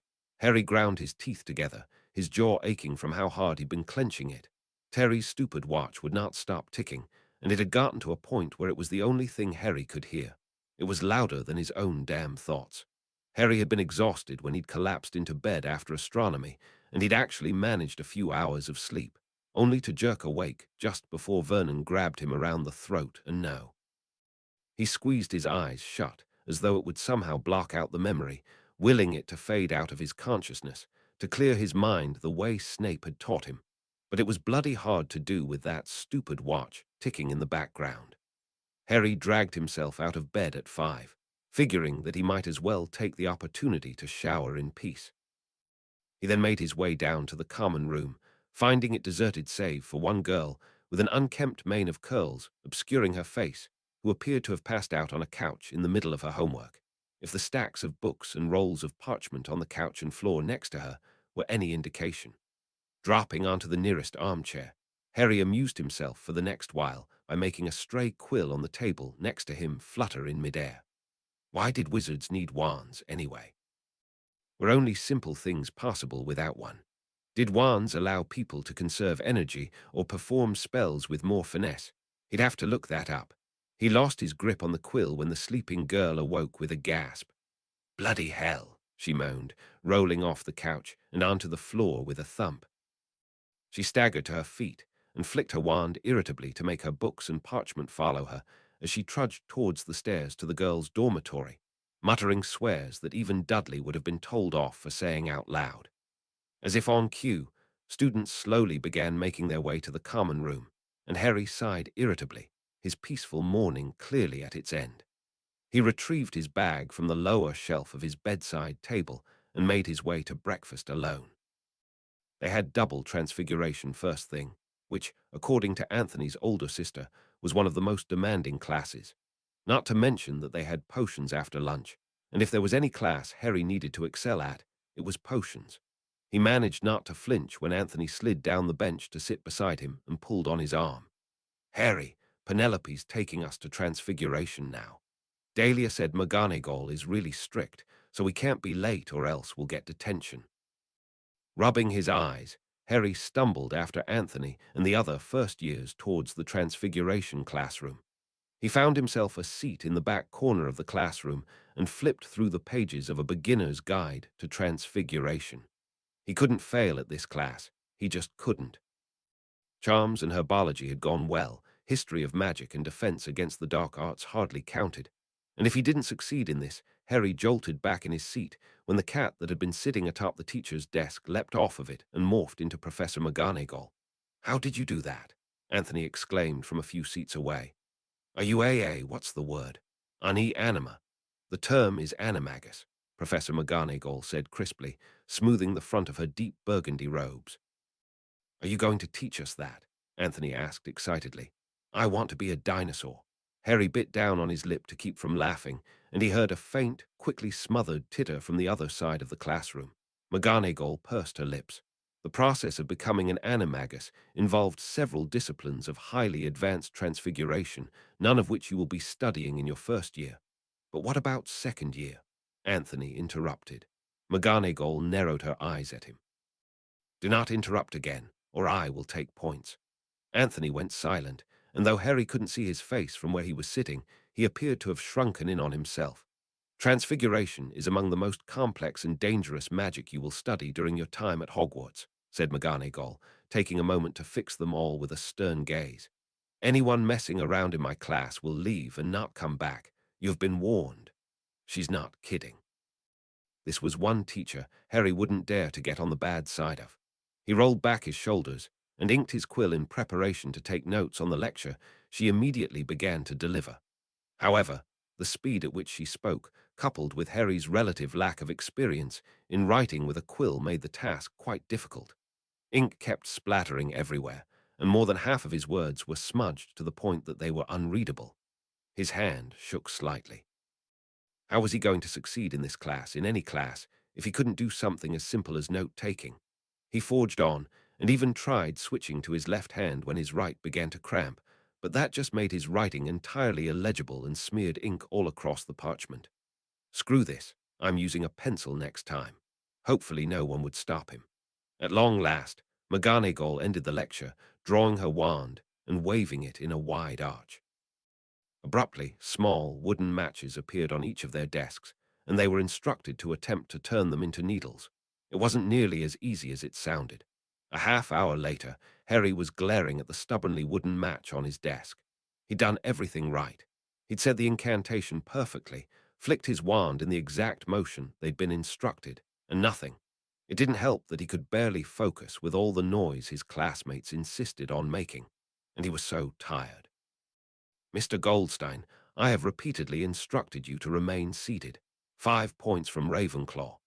Harry glanced over at Anthony, who dropped back into his seat with his head down. He hadn't either managed to make a difference to his match. By the end of the class, both Lisa and Stephen, whose hair was a vivid pink today, had succeeded in transfiguring their matches and were awarded 5 points each, and the rest of the class was instructed to continue practicing. They were also set to read several chapters of their textbook and write a 10-inch essay on the elementary principles of transfiguration.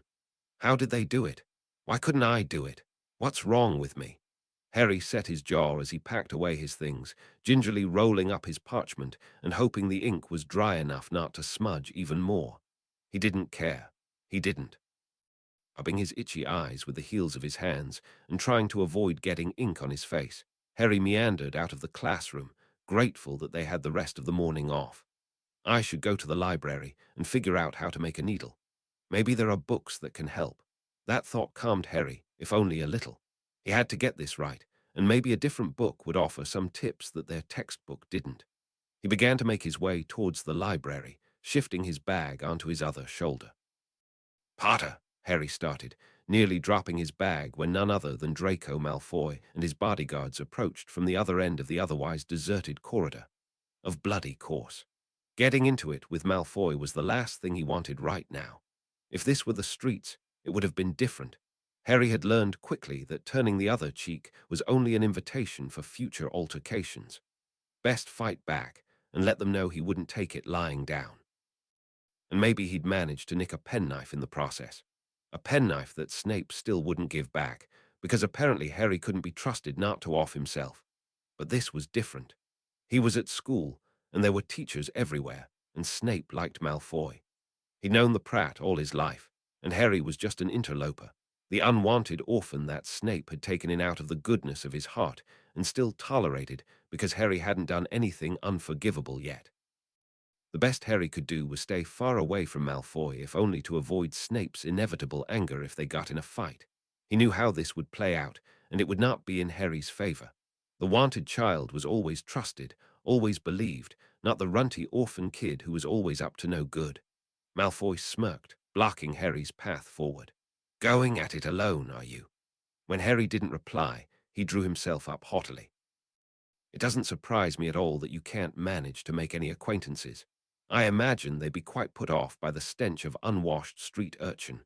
Ravenclaws can be so prim." Harry bristled internally. He had friends, or at least people who associated with him. Hermione and Neville had come to talk to him, and they weren't even in his house. He was alone because he wanted to be. He wasn't going to take that from this Ponce. Funny you say that, since the only people that can stand to be in your presence were obviously ordered to. Harry side-eyed Crabbe and Goyle, who both cracked their knuckles threateningly but did not seem to have registered what he just said. "Did your daddy tell them to be friends with you?" The mocking grin slid off Malfoy's face, replaced by a sneer, and he opened his mouth, but Harry cut in, tired more than anything. "What's your issue with me, anyway? You're the last person I want to talk to, yet here you are, flapping your jaws at me." Malfoy stepped even closer, and he had enough inches on Harry to stare down his nose. "You think you're so special, do you? You think you're better than me? You're just a half-blood street rat who doesn't even belong here." Harry's fist clenched around the handle of his wand that he barely knew how to use. He wanted so badly to just smash his fist into the smug, rat-faced jerk's nose, but he wasn't that stupid. Not with the two huge boys flanking Malfoy on both sides. Instead, he forced his face into blankness and took a deliberate step forward. "Get out of my way," he snapped, "and consider brushing your teeth before you breathe into people's faces." Malfoy flushed darkly and drew his wand. "How dare you?" Harry pulled out his wand and pointed it back, but he was abruptly shoved to the ground by one of the bodyguards. Malfoy glared down at him for a moment, then marched away, Crabbe and Goyle trailing behind him. Harry sat on the ground for a long while, waiting for his breathing to return to normal. Screw this. Screw all of this. He staggered to his feet and stomped off in the opposite direction, towards Ravenclaw Tower. Maybe he'd be able to sleep in the empty dormitory, and just for a little while, he wouldn't have to think. Thank goodness for small mercies. He arrived at the entrance to Ravenclaw Tower just after an older student had answered the riddle, something about higher powers and free will as a state of mind, and he managed to slip through the door before it closed. No one gave him a second glance when he entered the common room, and his dorm was mercifully silent when he stumbled in and fell asleep as soon as he dropped onto his bed, fully clothed. Harry awoke quite suddenly and sat up straight. Where am I? How did I get here right? He'd come back to get some sleep before potions. He glanced up at the clock and felt as though his blood had turned to icy water. He was late, extremely late. He'd slept through lunch, and potions class was nearly over by now. He shot out of bed, grabbed his bag, and ran. "I can't go to potions. I can't. I'm late, and everyone will stare at me, and Snape will be angry he kept running and running, and he didn't even know where he was going." He ran through a door and heard a voice shouting behind him, but he didn't know who it was, nor did he care. The space around him was blurred and hazy, but a small corner concealed by bookshelves drew his focus enough for him to seek refuge in it. Curling in on himself, Harry dug his forehead into his knees, holding himself tightly in the hopes that it might stop the shaking. It didn't, though, and his breaths were growing shallow and increasingly painful. He couldn't breathe, he couldn't breath vaguely. He could hear footsteps moving towards him, and he pressed his back into the wall, his vertebrae digging painfully against the stone, and covered his face with his hands. A pained gasp emerged from his lips when a pair of hands gripped his wrists, gently but firmly pulling his palms away from his face. "Breathe, Harry," Snape said quietly. Harry shook his head violently, his eyes squeezed shut. Snape continued to murmur words that Harry couldn't quite process, but the cadence of his voice seemed to drown out any other sounds. Harry found himself calming slowly, the pressure of Snape's hands around his wrists feeling grounding more than confining. His breaths gradually evened out and deepened, and he no longer felt as though his lungs were being squeezed by an invisible fist. "Come along," said Snape, urging Harry up. Harry pulled his wrists out of Snape's grip, embarrassed by his episode, and he kept his head down as he was led out of the library. He soon found himself seated on the couch in Snape's living quarters with a steaming cup of tea in his hand. The couch dipped slightly, and he flitted his eyes to the side as Snape settled into the seat beside him. "I was concerned when you did not turn up for my class." Snape didn't sound angry so much as curious, oddly enough. Harry swallowed, feeling a flush of shame spread across his face. I fell asleep," he whispered, clutching onto his teacup like a lifeline. "Did you not sleep well last night?" Harry bit down hard on his lip when it began to tremble. Why was it trembling? He wasn't going to cry because of a few sleepless nights. It would have been so much easier if Snape was angry with him, instead of sitting there, giving him tea and asking calm questions. It's hard to sleep," Harry managed to say in a reasonably steady voice. "Why is that?" There's so much noise, but it's also really quiet, and I keep feeling like I have to get away or else. Harry trailed off. He didn't even know what he was trying to say. "Would you say it's primarily the background noise emitting from your dorm mates that is keeping you from sleeping?" Harry chewed his lip. Was that it? It had been the stupid watch last night, and it was always hard to tune out the snores and rustling and, well, breathing that came at him from all sides. I think so." "Well," Snape straightened up, "that can be easily dealt with." "How? It couldn't be that easy, could it?" He was doomed, destined for a year of sleepless nights until summer, when hopefully he'd be able to sleep alone again. "I will provide you with charmed earplugs, which will filter out unwanted noise while still allowing certain sounds to penetrate so that you won't sleep through an emergency." Harry blinked. Earplugs. Was that all he needed? A long, slow breath whooshed out of him, and he let himself sink more fully into the couch cushions. It hadn't crossed his mind that there would be an actual solution for this. "Can you explain how you ended up in the state I found you in at the library?" Harry stiffened, pressing his palms into his knees. "How did you know I was there?" Madam pinced to you, spotted you, and alerted your head of house, who in turn informed me." "He knows that you're my guardian." "Certainly. He is made aware of the guardians of every one of his students. In your case, word has spread to most of the faculty, considering that I am a member of it." Harry wasn't sure why he'd had the sense that Snape's guardianship over him was supposed to be a secret, but clearly it wasn't if the man's colleagues knew about it. Still, he didn't need the entire student body knowing. That would just lead to questions and assumptions and idiots asking him why he lived with Snape instead of his family. "Now, returning to my earlier question," Harry looked up reluctantly. "What do you believe triggered your panic attack?" He'd had a panic attack. Because he was crazy and unstable, and why was Snape still wasting his time? "Harry," Snape prompted. Harry chewed his lip for a moment. "I don't know. It was all just, I thought you'd be angry that I wasn't in class, and that I'd fail at everything, and there's so many people. Didn't I tell you to contact me if you had need of me?" I wasn't trying to hurt myself." Snape sighed, pinching the bridge of his nose. "I should have spoken more plainly." He leveled his gaze at Harry. "You are to contact me if you need me for any reason." He studied Harry with a look he often directed at a complex potions formulation. "I was attempting to give you space, a grave error on my part." "Give me space? What does that even mean? Space seems to be the very last thing you need from me." Snape cleared his throat. "You will meet with me every second day at the least, so that I can rest assured that you are not running yourself into the ground and concealing your troubles." His gaze turned a bit frosty. "Have I managed to hammer the point through your thick skull?" Harry shrugged, not bothered by the man's sharp words so much as confused. What were the parameters for having need of him? Does he expect me to ring him up every time I stub my toe? That would get old really fast. He'd get tired of me. Snape closed his eyes, the lines around his eyes growing more pronounced. He was silent for a while, so long that the ever-present anxiety bubbling beneath the surface began to take hold. They hadn't even begun to address Harry's wrongdoing. Better just get it over with. He'll probably just make me scrub cauldrons or something. Harry studiously ignored the old, yet visceral fear of the man doing something worse, something that hurt, which was stupid because when had Snape ever done that? Even when the man had been furious with him, he hadn't done it, and he barely seemed angry now. It made no sense to feel this way, yet the racing of his heart and quickening of his breath seemed to indicate otherwise. And he couldn't stand it, sitting here silently waiting. "Aren't you going to punish me?" Harry blurted. Snape's eyes shot open.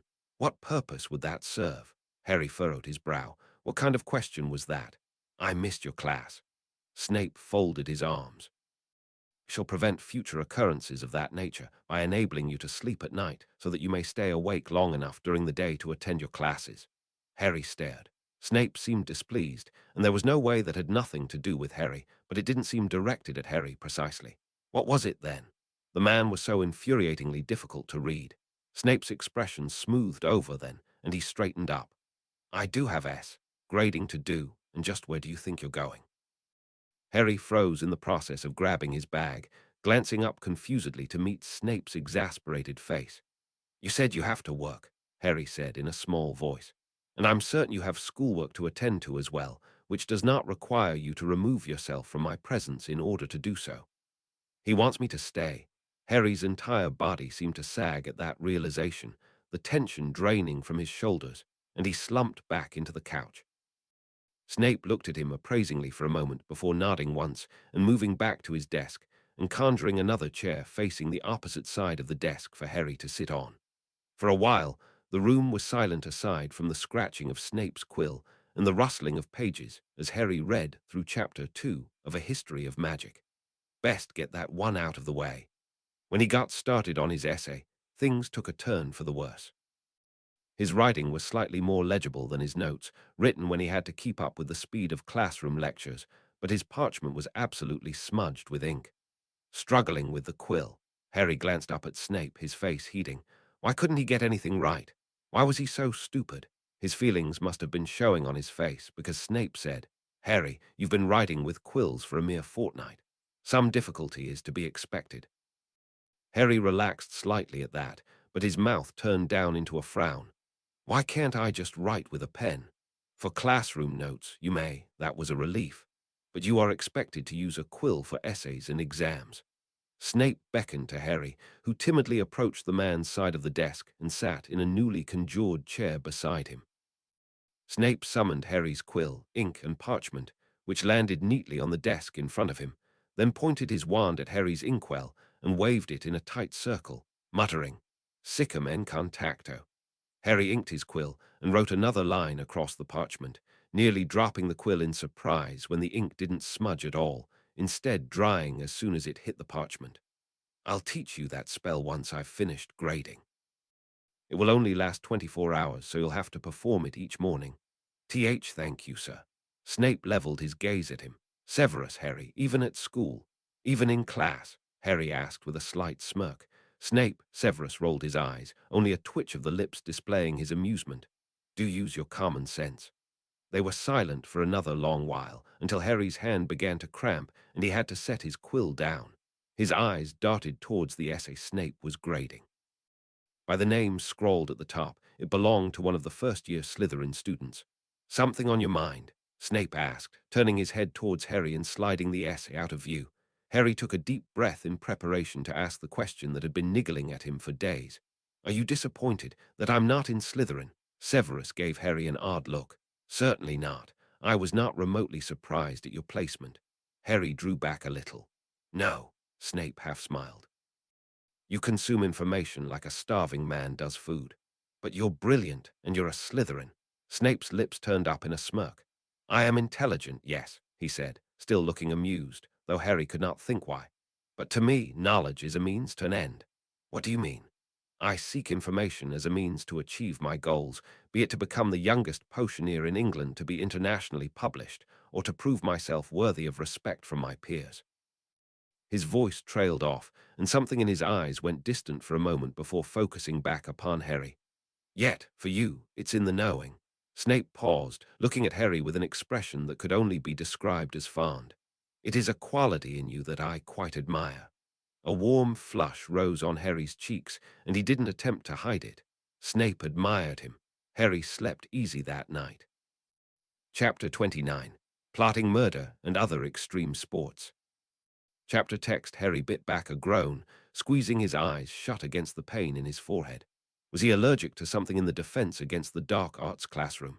What else could explain the headaches that always started up the moment he entered the room and abated the moment he left? Harry forced himself to straighten up when Quirrell turned back from the blackboard.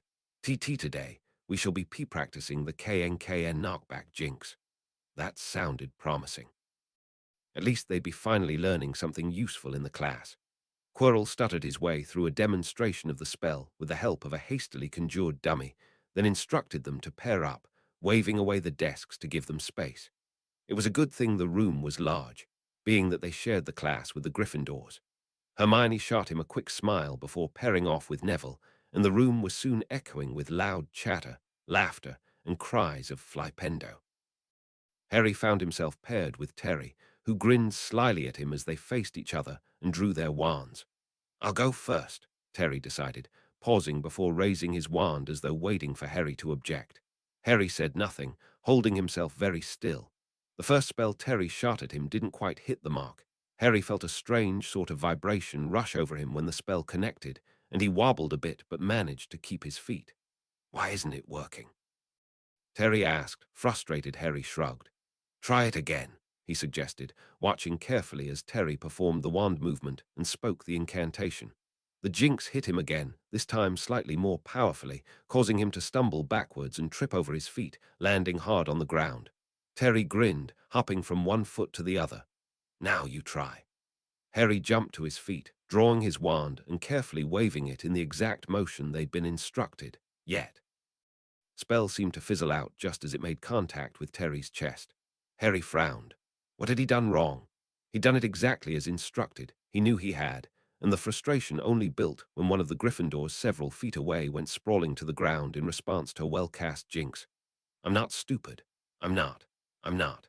Harry ground his teeth at the sight of Terry smirking at him, spreading his arms wide, mockingly, Harry thought, and he waved his wand again, yelling out the incantation. And he nearly dropped his wand in surprise when Terry went flying backwards so forcefully that his feet actually left the ground. The boy dropped to the floor just before smacking into the wall and lay there for a moment, looking dazed. "Well done, Mr. Peapotter."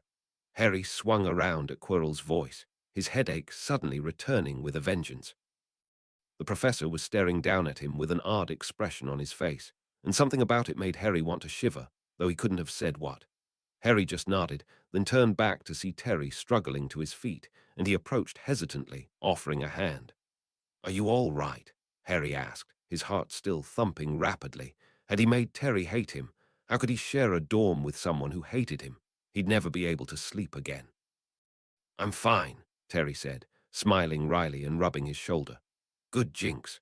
They practiced for a while longer, and though achy and bruised by the end of the class, Harry finally felt like he'd gotten something right. This was what it was like to be a wizard. He did his level best to ignore the prickling feeling on the back of his neck as he left the classroom. "Are you sure this is allowed?" Lisa peered around skeptically as she, Harry, and Padma approached the portrait of the fat lady. "Sure it is," Padma said confidently. "I've been here before to see my sister. She gave me the password." Harry turned his head. "So she's the one who'd get in trouble?" Padma wrinkled her nose. "She won't get in trouble. As far as I know, there's no rule against it. You both read everything, you'd know if there was." Harry shrugged. Just because he'd read a lot didn't mean he remembered it all. "Well, if we get in trouble, I'm blaming you," said Lisa. "I have better things to do than sit through an interrogation from Filch." "Wish I could have brought Anthony," Padma groused. "He'd be a lot more enthusiastic than either of you." "Good to know I'm just your backup plan," Lisa said, rolling her eyes. Her faint smirk indicated that she couldn't have cared less. Padma looked abashed anyway. "I didn't mean Lisa shrugged. "I know what you meant. Where is Anthony, anyway?" "Detention," Padma said, frowning.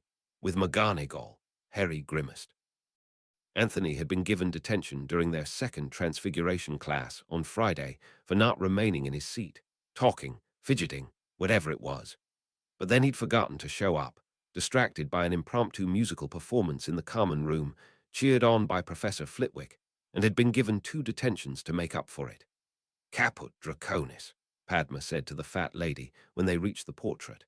The lady just stared down at them haughtily for a moment before turning away. "Guess they must have changed it." What a surprise, Lisa muttered, scuffing the floor with her shoe. How was I supposed to know? Well, well, well, what do we have here? Why would a gaggle of little Ravenclaws be congregating around the sacred Gryffindor portrait hole? All three of them swung around to find a pair of grinning, red-headed twins ambling towards them. Harry clutched the handle of the wand in his pocket, just in case. At least he knew the knockback jinx now. Padma lifted her chin. I just want to visit my sister. Not a crime, is it? The twins studied her for a moment. You've got a twin in Gryffindor, don't you? One of them asked. I seem to recall another scrawny little firstie that looks uncannily like you. Padma nodded, eyeing them warily. The boy glanced at his twin, then back at Padma. From one twin to another, we couldn't possibly keep you from your dear womb sharer. The other twin pressed a hand over his heart. Why had I been forcibly separated from my dear George on the whims of a hat? I'd be left utterly bereft. Devastated, heartbroken. Just tell us the password, will you? Lisa cut in. If the lady demands it, the boy stepped forward. Pig snout. The portrait swung open, and he bowed elaborately.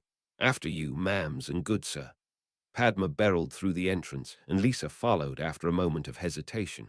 Harry hung back, though. These two were notorious for their pranks, and he knew better than to expose his back to them. He jumped when one of them swung an arm around his shoulders. Young Harry, I don't believe we've had the pleasure. Harry scowled at him, not sure pleasure's the word for it. He tried to pull away, but the boy hung on. The other boy chuckled. Looky here, Fred, we've got a Spitfire on our hands. Harry pulled against Fred's grip more insistently, and thankfully he was released. Just tell us one thing. Harry braced himself, certain they were about to ask any number of questions he didn't want to answer. How did he defeat Voldemort? Did he remember his parents? What were his relatives like? Does Snape wear bunny slippers? Harry couldn't help gaping. How do they know I live with him? State secret, huh? George ruffled Harry's hair. No matter. I suppose we'll have to investigate on our own. With that, they both climbed through the portrait hole, and Harry followed several paces behind. Were all Gryffindors this insane, or was it just a Weasley thing? When Harry entered the Gryffindor common room, he nearly turned tail and returned whence he came. It was just so. Loud. The room itself seemed cozy enough, full of squashy armchairs and decorated in deep red and gold tones. It was in a tower just like Ravenclaw, but it lacked its airiness in favor of a warmer atmosphere. The ceiling was lower and the windows far smaller. But the noise. There was a rowdy game of exploding snap taking place in one corner and a game of gobstones in another, both of which seemed to include far more people than was necessary. The Ravenclaw common room did get boisterous on occasion, but there was rarely this much going on at once. There were two boys wrestling on the floor, shouting and laughing in equal turn, and no one seemed at all fazed by it. Well, one of the prefects did. Hopper, Pritchard, stop this at once. A red-haired boy with horn-rimmed glasses snapped at them, yanking on the back of one of their collars. Another Weasley. Harry turned away from the scene, glancing around warily. Thankfully, no one seemed to notice him. The twins had disappeared somewhere. Padma was with her sister and another Gryffindor girl, sitting so close that Harry couldn't easily determine which was Padma, and Lisa had struck up a conversation with Hermione. He made to approach them, but paused in his tracks. Who said they wanted him to interrupt? He spotted an empty couch a few feet away and sat at the very edge, staring into the crackling fire burning in the fireplace just across from him, long enough for tiny flames to start floating across his field of vision. He jolted when the couch dipped beside him, turning his head so fast he felt a crick in his neck. It was Ron Weasley. "Hey, Harry," the boy said with a hesitant grin. "What are you doing here?" Harry chewed his lip. Just wanted to see the common room." Ron grinned a little more widely, then glanced around before turning back to Harry. "Listen, I just wanted to make sure that you weren't, mad at me." "Why would I be?" Ron flushed. "You seemed a bit upset when we were talking in defense against the dark arts that time. Just wanted to make sure we were okay." Harry shrugged. "I'm not angry." Ron grinned widely. "Cool." He leaned forward eagerly, and Harry tilted his head back, a bit unnerved. "So what's it like?" "What's what like?" "Being famous. It must be wicked." "Not really. Do you remember it?" He lowered his voice conspiratorially. "When you defeated you-know-who?" "I was 1 year old," Harry said flatly. "I don't know how it happened." Ron looked a bit put out. "So nothing at all?" Did I stutter? Harry just shook his head. "So what's it like living with muggles?" Harry suppressed a flinch, holding himself very still. "Nothing much to say." Ron's forehead creased. You don't say much, do you? Harry's shoulders tensed, curling inward towards his ears, and he turned his head, relieved, when he heard someone call his name. Harry! Hermione was waving at him, still sitting with Lisa. She beckoned for him to join them, and Harry hopped to his feet, freezing in place when Ron spoke again. Why are you hanging around with her? Harry turned around. Why not? 'Cause she's a boring swat. Harry narrowed his eyes. You say that like it's a bad thing. But Ron trailed off, then finally turned away, muttering something under his breath. Harry hurried over to sit next to Hermione, hunching in on himself. Harry, we were just talking about Muddlemink's law of heat reversion that we learned in Transfiguration. Her gaze was bright and open. You know, how warmer climates can cause transfigured objects to revert to their original state over time. Harry nodded, loosening his shoulders. Yeah.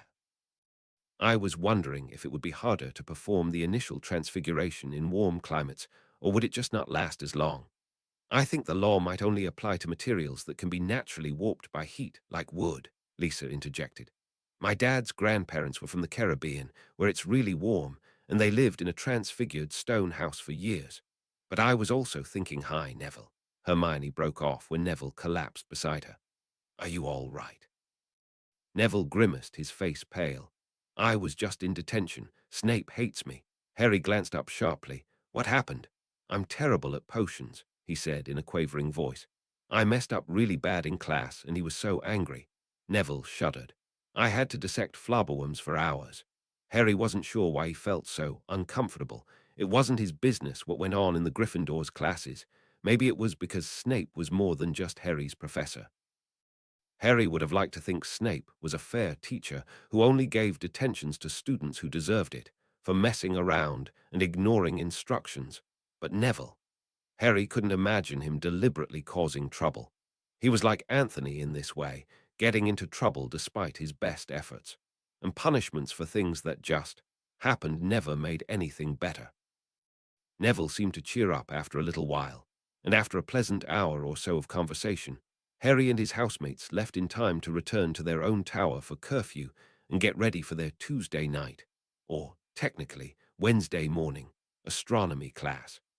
While Harry couldn't say it was his favorite class, staring up at the moonlit skies at an hour far past bedtime wasn't an unpleasant way to end the day. The next morning at breakfast, Hedwig fluttered towards Harry and landed on his shoulder, sticking out a leg for him to take a small scroll attached to it. Who would be sending me a letter? Harry fed Hedwig the last of his toast as he unscrolled the parchment with one hand. Harry, it read, I would like to cordially invite you for a chat in my office this evening.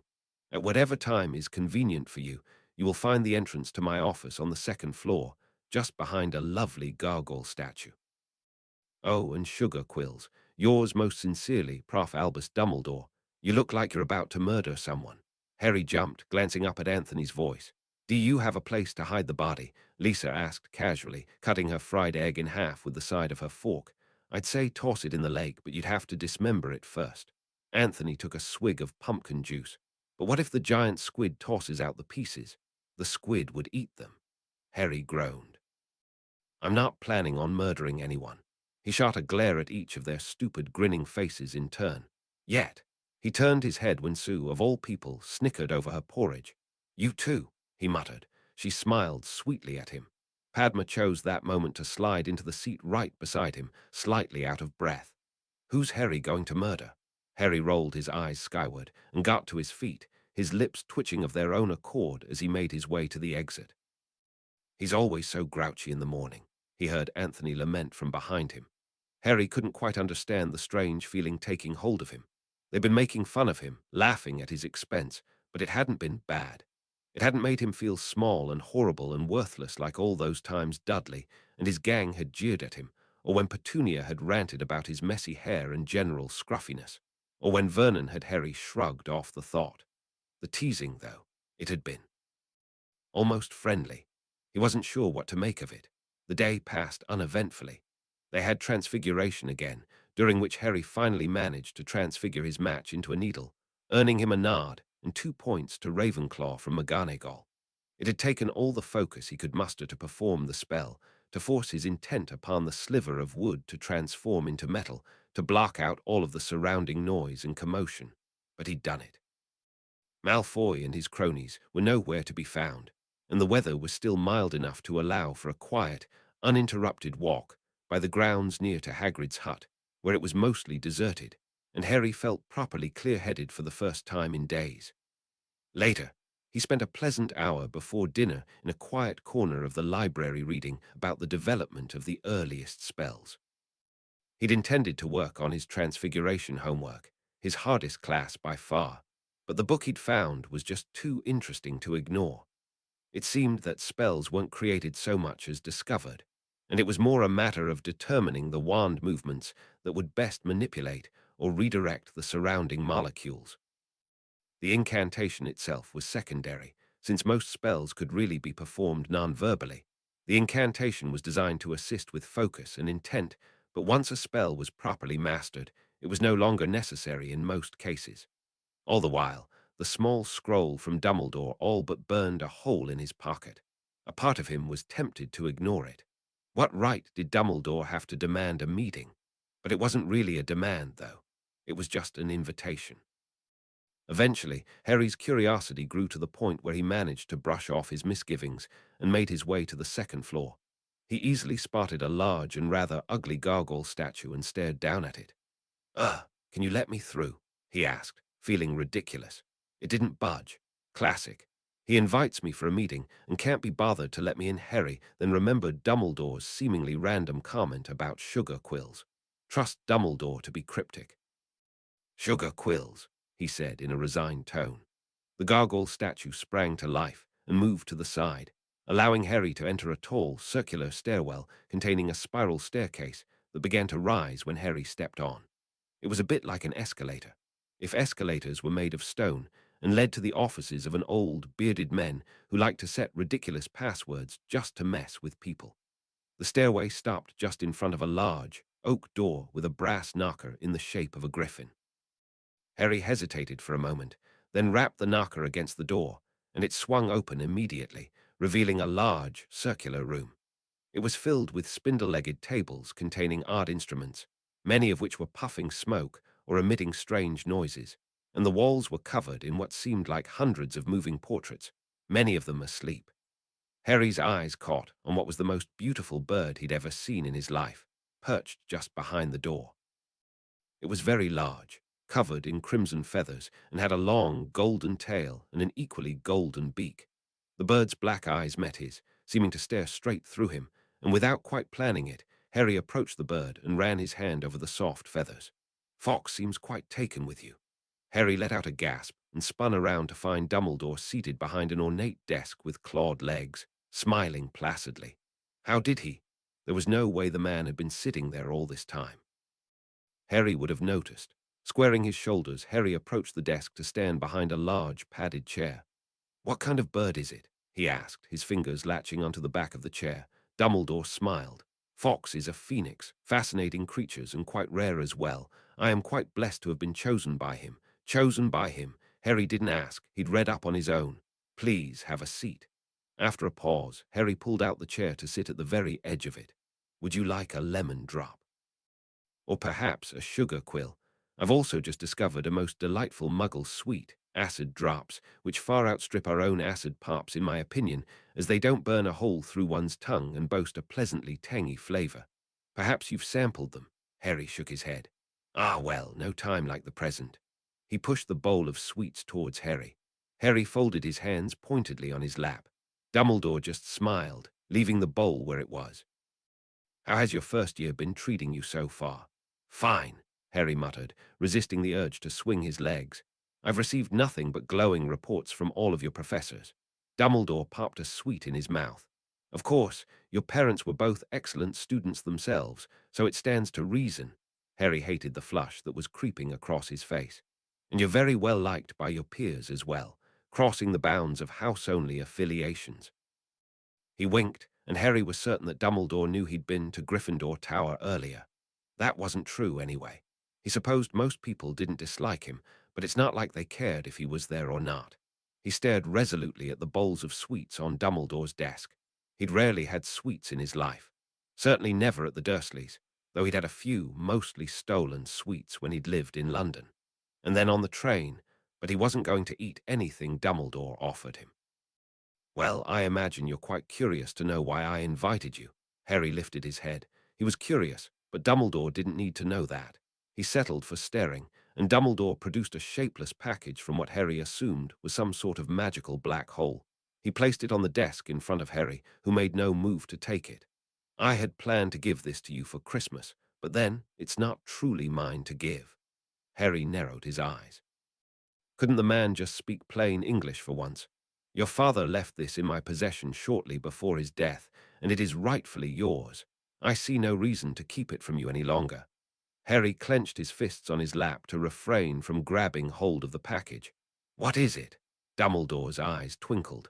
Why not open it and see for yourself? Throwing caution to the wind, Harry gingerly lifted the package off the desk and unwrapped it to find some sort of silvery material that felt almost like water running through his fingers. He still didn't have the foggiest idea what it was. He glanced up at Dumbledore, whose eyes crinkled in a smile. That, Harry, is an invisibility cloak. He eyed it for a moment. Quite a singular object. Harry swallowed hard. Why did my father leave it to you? Did he know he was going to? Dumbledore looked very tired suddenly. Alas, he did not. I had requested his permission to borrow it for a time, and I had not yet returned it to him when the events of that fateful day came to pass. Harry stared at the cloak for a long moment, running his hand over it. How did my father get it? He finally asked, not looking up. There was a long pause. It was passed down his family line, from parent to child, for many generations, Dumbledore said, and I'm the last one. And if he had a child one day, he'd pass it on to them. Harry knew he should probably say thank you, but he couldn't bring himself to form the words. He looked up at Dumbledore again, who still seemed tired. A bit sad, even, but Harry wasn't going to trouble himself to figure out why. Well, I'm sure Severus will soon be expecting you, the man said, a twinkle returning to his eyes. How does he always know everything? Harry stood up, more than ready to remove himself from the infuriating man's presence, but he paused to stare very deliberately at Dumbledore, then reached for the bowl of acid drops, grabbed a handful, and shoved it in his pocket. He could hear Dumbledore chortling all the way down the spiral staircase. Chapter 30. For Granted. Chapter text. Harry glared sullenly at the floor, kicking at the metal legs of the hospital bed he was sitting on. I don't want to be here. I don't want to be here. I don't want to be here. But he didn't have much choice. As soon as Snape had announced that Harry would be visiting Madame Pomfrey promptly for a long overdue checkup and had given him that look, Harry knew there was no getting out of it. That didn't mean he had to be happy about it. And to make matters worse, Snape and Pomfrey had sequestered themselves in a corner of the room and were muttering to each other, the healer stealing glances at Harry every few moments. If they're going to talk about me, they should at least have the decency to do it to my face. Harry kicked the leg again, grinding his teeth in frustration. He's definitely telling her that I tried to know. He wasn't going to think about that. Why did she need to know about it anyway? It was none of her business. It was no one's business. The only reason it was Snape's business was because the man had found him bleeding out in the bathroom. And he hadn't tried it again, had he? He hadn't even asked for his penknife back. There was nothing to talk about. I swear, if they don't stop muttering, Harry straightened up. It appeared that his demand had been answered, and Madame Pomfrey was striding towards him while Snape hovered near the wall. Harry had scowled a bit when Snape had mentioned he would be staying, grumbling that he didn't need his checkup supervised like a 5-year-old. But evidently none of Harry's preferences were being taken into consideration just now. When Madame Pomfrey reached him, she handed him a neatly folded blue hospital gown. Please change into this. I'll draw up the curtains if you'd like. She motioned for him to stand. Harry tensed, feeling frozen in place, and decidedly uninclined to move. Pomfrey gave him a bit of a hard look, and after a moment of what felt like a battle of wills that Harry was doomed to lose, he broke eye contact and slid off the bed, folding his arms across his chest as she conjured a set of curtains around his bed. Come on now, she said, when Harry made no move to get behind the curtain. Can't you just do whatever you need to do with my regular clothes on? Harry hated the pleading tone of his voice, but he really didn't feel like changing out of his clothes. Madame Pomfrey's face softened slightly. I'm afraid not. Why? Harry asked tersely, utilizing what felt like every last vestige of his self-control not to snap at the woman. Pomfrey raised an eyebrow at him. The scans I'll be performing will not be entirely effective through clothing of standard thickness. Harry couldn't think of a way around that, but he didn't move. Pomfrey sighed. The quicker you get changed, the sooner we'll be done here. Harry knew then that he wasn't going to win. Setting his jaw, he slid behind the curtain and changed, thankful that, at the very least, this gown didn't open at the back. "Thank you, Mr. Potter," she said calmly when he emerged, vanishing the curtains with a quick wave of her wand. "Now, lie back on the bed for me, arms at your side." Harry did his best to do as she asked, but he couldn't prevent the faint trembling of his limbs and the involuntary clenching of his fists as he lay tensely on the narrow hospital bed. Madame Pomfrey sighed again. "Please do try to relax. I will only be using my wand. I will not be touching you." Harry tried, he really did, wishing more than anything that he could just be normal for once in his bloody life and sit through a medical examination without dissolving into baseless panic. But when she stepped forward, wand in hand, Harry flinched back and rose to a sitting position, his arms wrapped around his chest. "Mr. Potter." When she moved closer, Harry couldn't help himself. He darted out of the bed and pressed himself into the wall behind it. "I can't do this. I can't." "Why won't they just let it go?" Harry quickly turned his face away when Snape began walking towards him. "I don't need a lecture right now. Leave me the hell alone." When Snape approached, Harry's head turned towards him despite his best efforts. Forcing a blank expression on his face, he looked at the man impassively, only the tightness in his shoulders giving any indication of his anxiety. "Harry," Snape said in a low voice, "I would not be insisting on this visit were it not in your best interests." Harry bit down on the inside of his cheek, averting his eyes. "It's in my best interests to be left alone." "Harry," Snape said again. Harry met the man's eyes again, his eyes narrowed and shoulders rigid in stubborn defiance. Snape let out a breath, then, unexpectedly, knelt onto one knee so that his face was level with Harry's. "Step a bit closer," Snape said, not taking his eyes off Harry. Harry did so hesitantly, his eyebrows furrowing slightly when the man lifted a hand to brush his hair away from his own neck, revealing an unsightly mass of scar tissue. Harry's eyes widened involuntarily at the sight. The scarring was a deep, painful-looking red, and the skin was puckered and distorted. The disfiguration stretched from the side of Snape's neck and continued towards the back. Snape then pulled on his collar slightly so Harry could see where the scarring extended towards his shoulder. Harry forced his gaze away from the sight and met Snape's eyes. "What happened? I obtained this injury when I was young, and much like yourself, I preferred not to seek help." Snape paused for a moment, studying Harry with an unnerving focus. "As a result of my refusal of medical attention, I no longer have full mobility in the area of the injury. That could have easily been avoided had I received the care I required." There was a long pause. The man's eyes continued to bore into Harry's, his face unreadable save for his eyes. Or perhaps Harry had simply learned to read them because he could see, plain as day, what they spoke of: honesty, determination, a desire to protect him.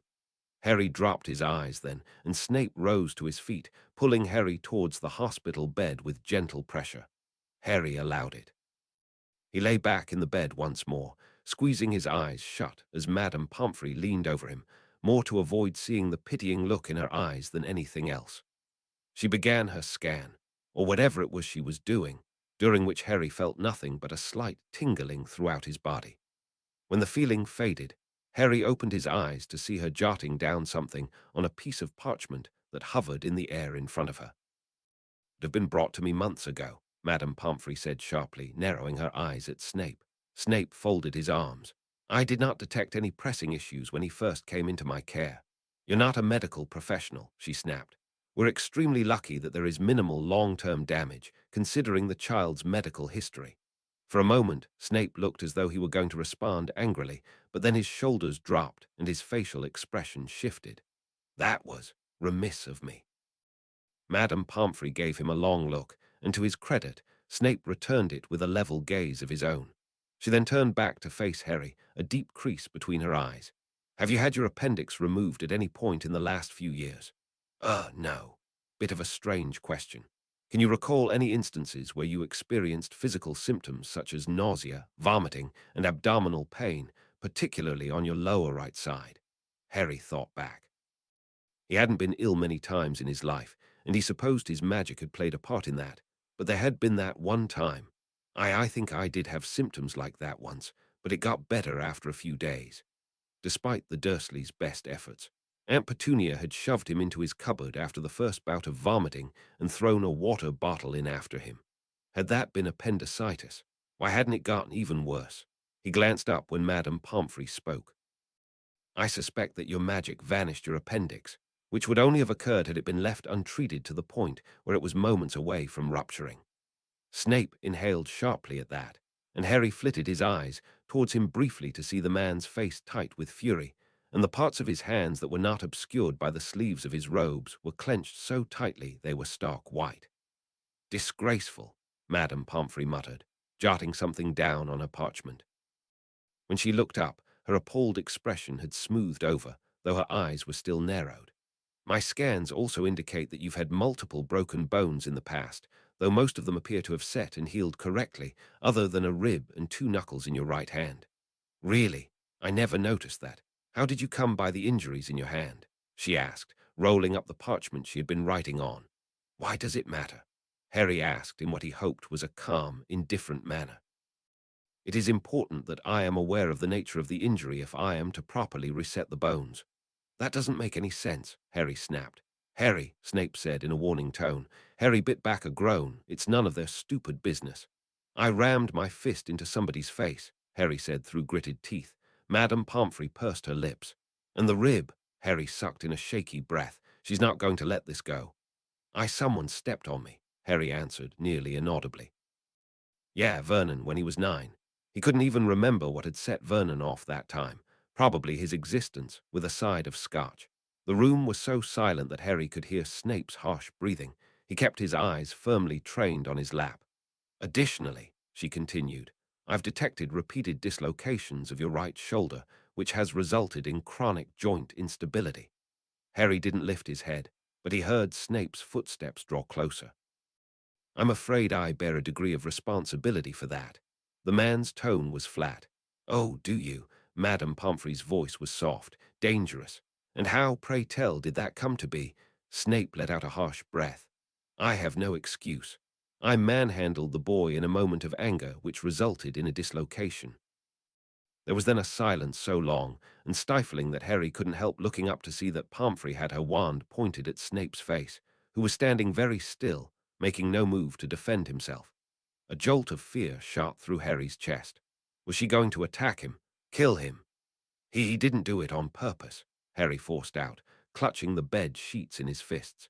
He must have already had joint instability before Snape had grabbed him that day. He probably would have been fine if his shoulder hadn't already been dislocated so many times before. Snape turned his head to glare at Harry. Do not defend me. Harry hunched his shoulders. Pomfrey lowered her wand a fraction. If you ever lay a finger on this child again, she hissed, they will never find your body. Snape did not flinch. I would not stop you, he said in a low voice. She stared at him for another long moment before finally stepping back, her expression smooth and professional once more. Harry let out a quick sigh of relief. He does show signs of malnourishment, though you seem to have done well in combating that. Snape inclined his head, and Madame Pomfrey turned back to Harry. If you continue to eat balanced meals, I don't expect you'll need additional treatment. Her gaze turned stern. However, if you make a habit of missing meals or filling up on desserts, you will most certainly find yourself back here and set on a strict potions regimen to supplement your diet. Harry's face heated. Did she think he was a toddler? I know how to feed myself, he muttered. Snape shot him a warning look, but Harry just glared back. How much more of this was he expected to take? The desperate turn his thoughts had taken must have been showing on his face, because the man's gaze softened slightly. He turned away when Madame Pomfrey began to speak again. You'll be required to take a bone-strengthening potion once daily for 3 weeks, at which point I'll reset your rib and the bones in your hand. The formulation will be altered slightly to strengthen your shoulder joint as well. You should not experience any notable side effects at your age, but if you experience any bone or joint aches, please notify me immediately. Harry nodded, sitting up straighter. They seemed to be nearly done, so he might as well end with as much dignity as he could muster. "Just a quick eye exam, Potter, and you'll be free to go," she said briskly. Harry expected her to pull out an eye chart like the ones he had seen in preschool, but instead, she simply told him to open his eyes as widely as possible while she performed several spells. Harry watched her wave her wand in complex patterns with vague interest, until he noticed her frown. "Have you ever experienced difficulty with your vision?" Had he? Maybe when I was really young, but I think it went away." She frowned again. "What?" he asked urgently, gripping the bedsheets. "Not to worry," she said. "I was simply—" She trailed off, but Harry thought he heard her mutter something about those despicable muggles. "The issue here is," she began, "that you have a moderately severe case of myopia that was clearly left unattended. Your vision went unaddressed for so long that your magic began to compensate for it, which is why you eventually noticed an improvement. However," she continued, when Harry opened his mouth to interrupt, "that is not a healthy long-term solution. Indeed, it should not have gone on nearly as long as it did. What's the problem, exactly? What is happening to your vision is similar to that of a drug dependence." Snape's deep voice cut in. "As time passes, your vision will require increasingly more magic to function, draining you of much-needed magical reserves." Harry drew in a sharp, panicked breath. "This is nothing that cannot be fixed," Madame Pomfrey soothed. "You will simply need to be fitted for corrective lenses, and over time, your magic will cease to compensate for your poor vision as the lenses do their work." Harry glanced around interestedly, jogging a bit to keep up with Snape's long-legged stride. Hogsmeade was calmer and quieter than Diagon Alley had been, but the place seeped with magic just as intensely. "You'll be allowed occasional outings here once you reach your 3rd year," Snape said when he noticed Harry's interest. Harry tore his gaze away from the nearest shop, which seemed to sell nothing but a wide variety of quills, and hurried to catch up with his guardian. "Here we are." A faint ring echoed throughout the room when Snape pushed open the door of the small shop, which had several pairs of glasses on display behind the front window. Harry managed a quick glance around the room, which appeared remarkably similar to any Muggle optometrist's office, before a slight, olive-skinned woman with dark hair tied in a knot in the back of her head emerged from a door near the back. "Severus," she greeted with a smile. "How nice to see you." Snape nodded back. "Thank you for taking us here. I am aware that you prefer to see clients in London. It's no trouble at all." The woman looked down at Harry, her eyes crinkling in a smile. "What's your name?" "Harry Potter," he muttered. Thankfully, she didn't react to Harry's name in any noticeable way, and after a brief moment of hesitation, Harry reached out to shake her proffered hand. The woman then turned towards Snape, who quickly explained the situation.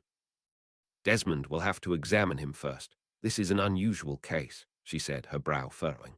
"He'll be here shortly. Please sit." She pointed to several padded chairs lined against the wall before turning to leave the room. Oddly, as the woman walked away, a weird sense of déjà vu washed over Harry, then immediately receded before he could fully register the feeling. What had that been about? "How do you know her?" Harry asked, as he settled into a seat beside Snape. "I was introduced via a mutual acquaintance, a fellow potioneer, and I have been providing potions for this business since its initiation, several of my own design." "What would an optometrist use potions for?" Harry asked. Snape tilted his head. "The wizarding term is vision healer, and generally they do not rely upon potions, other than a simple formulation to induce pupil dilation. However, Dr. Levy has a doctorate in Muggle neuro-ophthalmology, and she and her colleague, Healer Warren, the attending vision healer, have conducted several successful trials in the treatment of conditions that are quite rare in the wizarding world, hence the need for specialized potions and non-magical disciplines." Harry straightened, his interest piqued. Why did she study a Muggle subject? Dr. Levy is a squib. Her partner handles the magical end of their practice, while she takes charge of the research. Harry furrowed his brow. "Do a lot of wizards come here?" Snape shook his head. "Practices such as these are viewed with a high degree of skepticism, as wizards tend to scoff at the notion that Muggle sciences may provide something that magic cannot. So what do wizards who have, my problem do about it?" "There are other treatment methods. But I and Madame Pomfrey agree that the charms provided by this practice, while experimental, are superior to the generally accepted methods, particularly for a child of your age. Dr. Levy's magical family background has lent her research to being quite singular. Despite her own lack of magical ability, she was able to approach it with both a magical and non-magical perspective.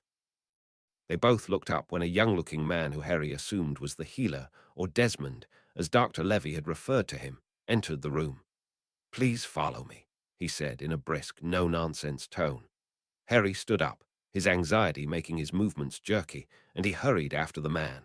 He refused to look back at Snape, who had begun reading some sort of medical journal because he was not a little kid, and he didn't need Snape to escort him everywhere. Desmond pointed him to an examination chair, and Harry slid into it before he tripped over his own feet. He leaned back into the seat stiffly and followed the man's instructions to open his eyes, close his eyes, blink once, twice, 3 times, fighting for all he was worth not to jump out of the seat. The hospital wing was one thing, but there was no way he could let himself embarrass Snape in front of his associates by scurrying away and hiding like a frightened rabbit. Maybe that was what his animagus form would be. A tiny, scruffy, terrified rabbit that would live and die in the pet shop because no one would choose him. Finally, Desmond stepped away to jot down some notes, and Harry willed his painfully tightened muscles to relax. He was fine. Everything was fine. Fine, fine, fine. He couldn't help jumping when the man addressed him again. "You're done here. You may now pick out your frames and then return them to me for the application of your required charms." "How do they work?" Harry asked before he lost his nerve, sliding out of the seat. Desmond glanced back at him as he led the way out of the room. "We use several specialized charms that are designed to coax your magic away from your vision. Simply put, the charms create the illusion that your eye shape has taken on a normal form, rather than the longer shape myopic eyes have. You'll return in several months to reassess, at which point we will either adjust the charms or remove them altogether." At least Harry hadn't been yelled at for asking. Snape looked up from his journal when they re-entered the room. "I presume he is ready to select frames?" he asked Desmond. The man nodded sharply before moving to the front desk, and Harry followed Snape over to the displays that lined the walls. How am I supposed to choose? There were just so many options, and he couldn't tell if some were more expensive than others. Was Snape paying for them? Probably, considering that the man had explicitly told Harry he would be providing for all his needs. But this wasn't a normal need. Most kids didn't need glasses with specialized charms that probably cost even more. He glanced over at Snape helplessly, who swept over to the opposite wall. "Try a few pairs from this selection. They are marketed to your age range." Harry hurried over and grabbed a pair at random, shoving them on his face and peering into the adjacent mirror. They made him look like a scuba diver. "Those frames do not suit you," Snape said, reaching for another pair with gold wire frames. Is that one more expensive?" Harry asked timidly. Snape's lips thinned. "Do not concern yourself with the cost." "But pick your damn frames, Harry," the man snapped. Harry couldn't help flinching, and Snape seemed to deflate, pinching the bridge of his nose. "It is well within my financial means to purchase any pair you choose," he said in a more controlled tone. "So please focus on the task at hand and do not question my ability to provide for you." Damn it, he'd offended Snape. He'd just been trying to be polite, to make sure Snape didn't spend too much on him, but he'd only make things worse. Harry removed the first pair and tried on the one Snape had selected. It didn't look bad at all. The frames had rounded edges, giving them a shape somewhere between oval and rectangular. They certainly would take some getting used to, but at least he no longer looked like a scuba diver. Harry glanced up hesitantly. "This one's good." Snape studied him for a moment. "Are you certain? There are a number of other options." Harry shrugged. What difference did it make? He looked like a normal person in these glasses. What did he care if another pair had a slightly different shape or color? "Very well. You will have the opportunity to choose another frame if you wish when we return for your follow-up appointment." Snape held out a hand, and it took Harry a moment to remember that he was supposed to take off the glasses so they could be adjusted and paid for. As if on cue, Dr. Levy entered the room. "Have you selected your frames?"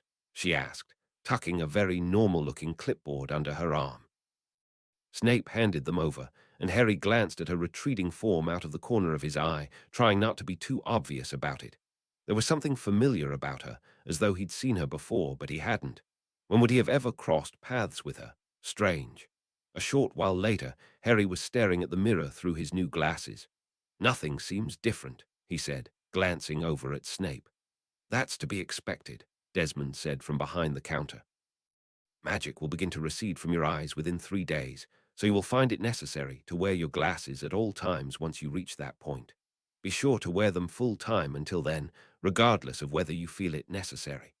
Harry hung back awkwardly as Snape arranged the payment, shuffling from one foot to another. Was Snape still annoyed at him? Clearly, not enough to stop the man from buying the glasses. He started when Snape turned abruptly and hurried to follow the man out of the shop. Digging his hands into his pocket, he stared straight ahead, trying to get used to the weight of the glasses perched on his nose. Snape cleared his throat, and Harry glanced up. "I did not intend to snap at you earlier," the man said without slowing his stride. "I find myself quite infuriated by the thought that you have never had the opportunity to take basic medical care for granted." Snape stopped walking then, and he turned to meet Harry's gaze. "I am not, however, upset with you, you understand." Harry bit his lip, then nodded, though he wasn't sure he did. Snape reached out to squeeze his shoulder, where his hand remained for the length of their walk back to the castle grounds.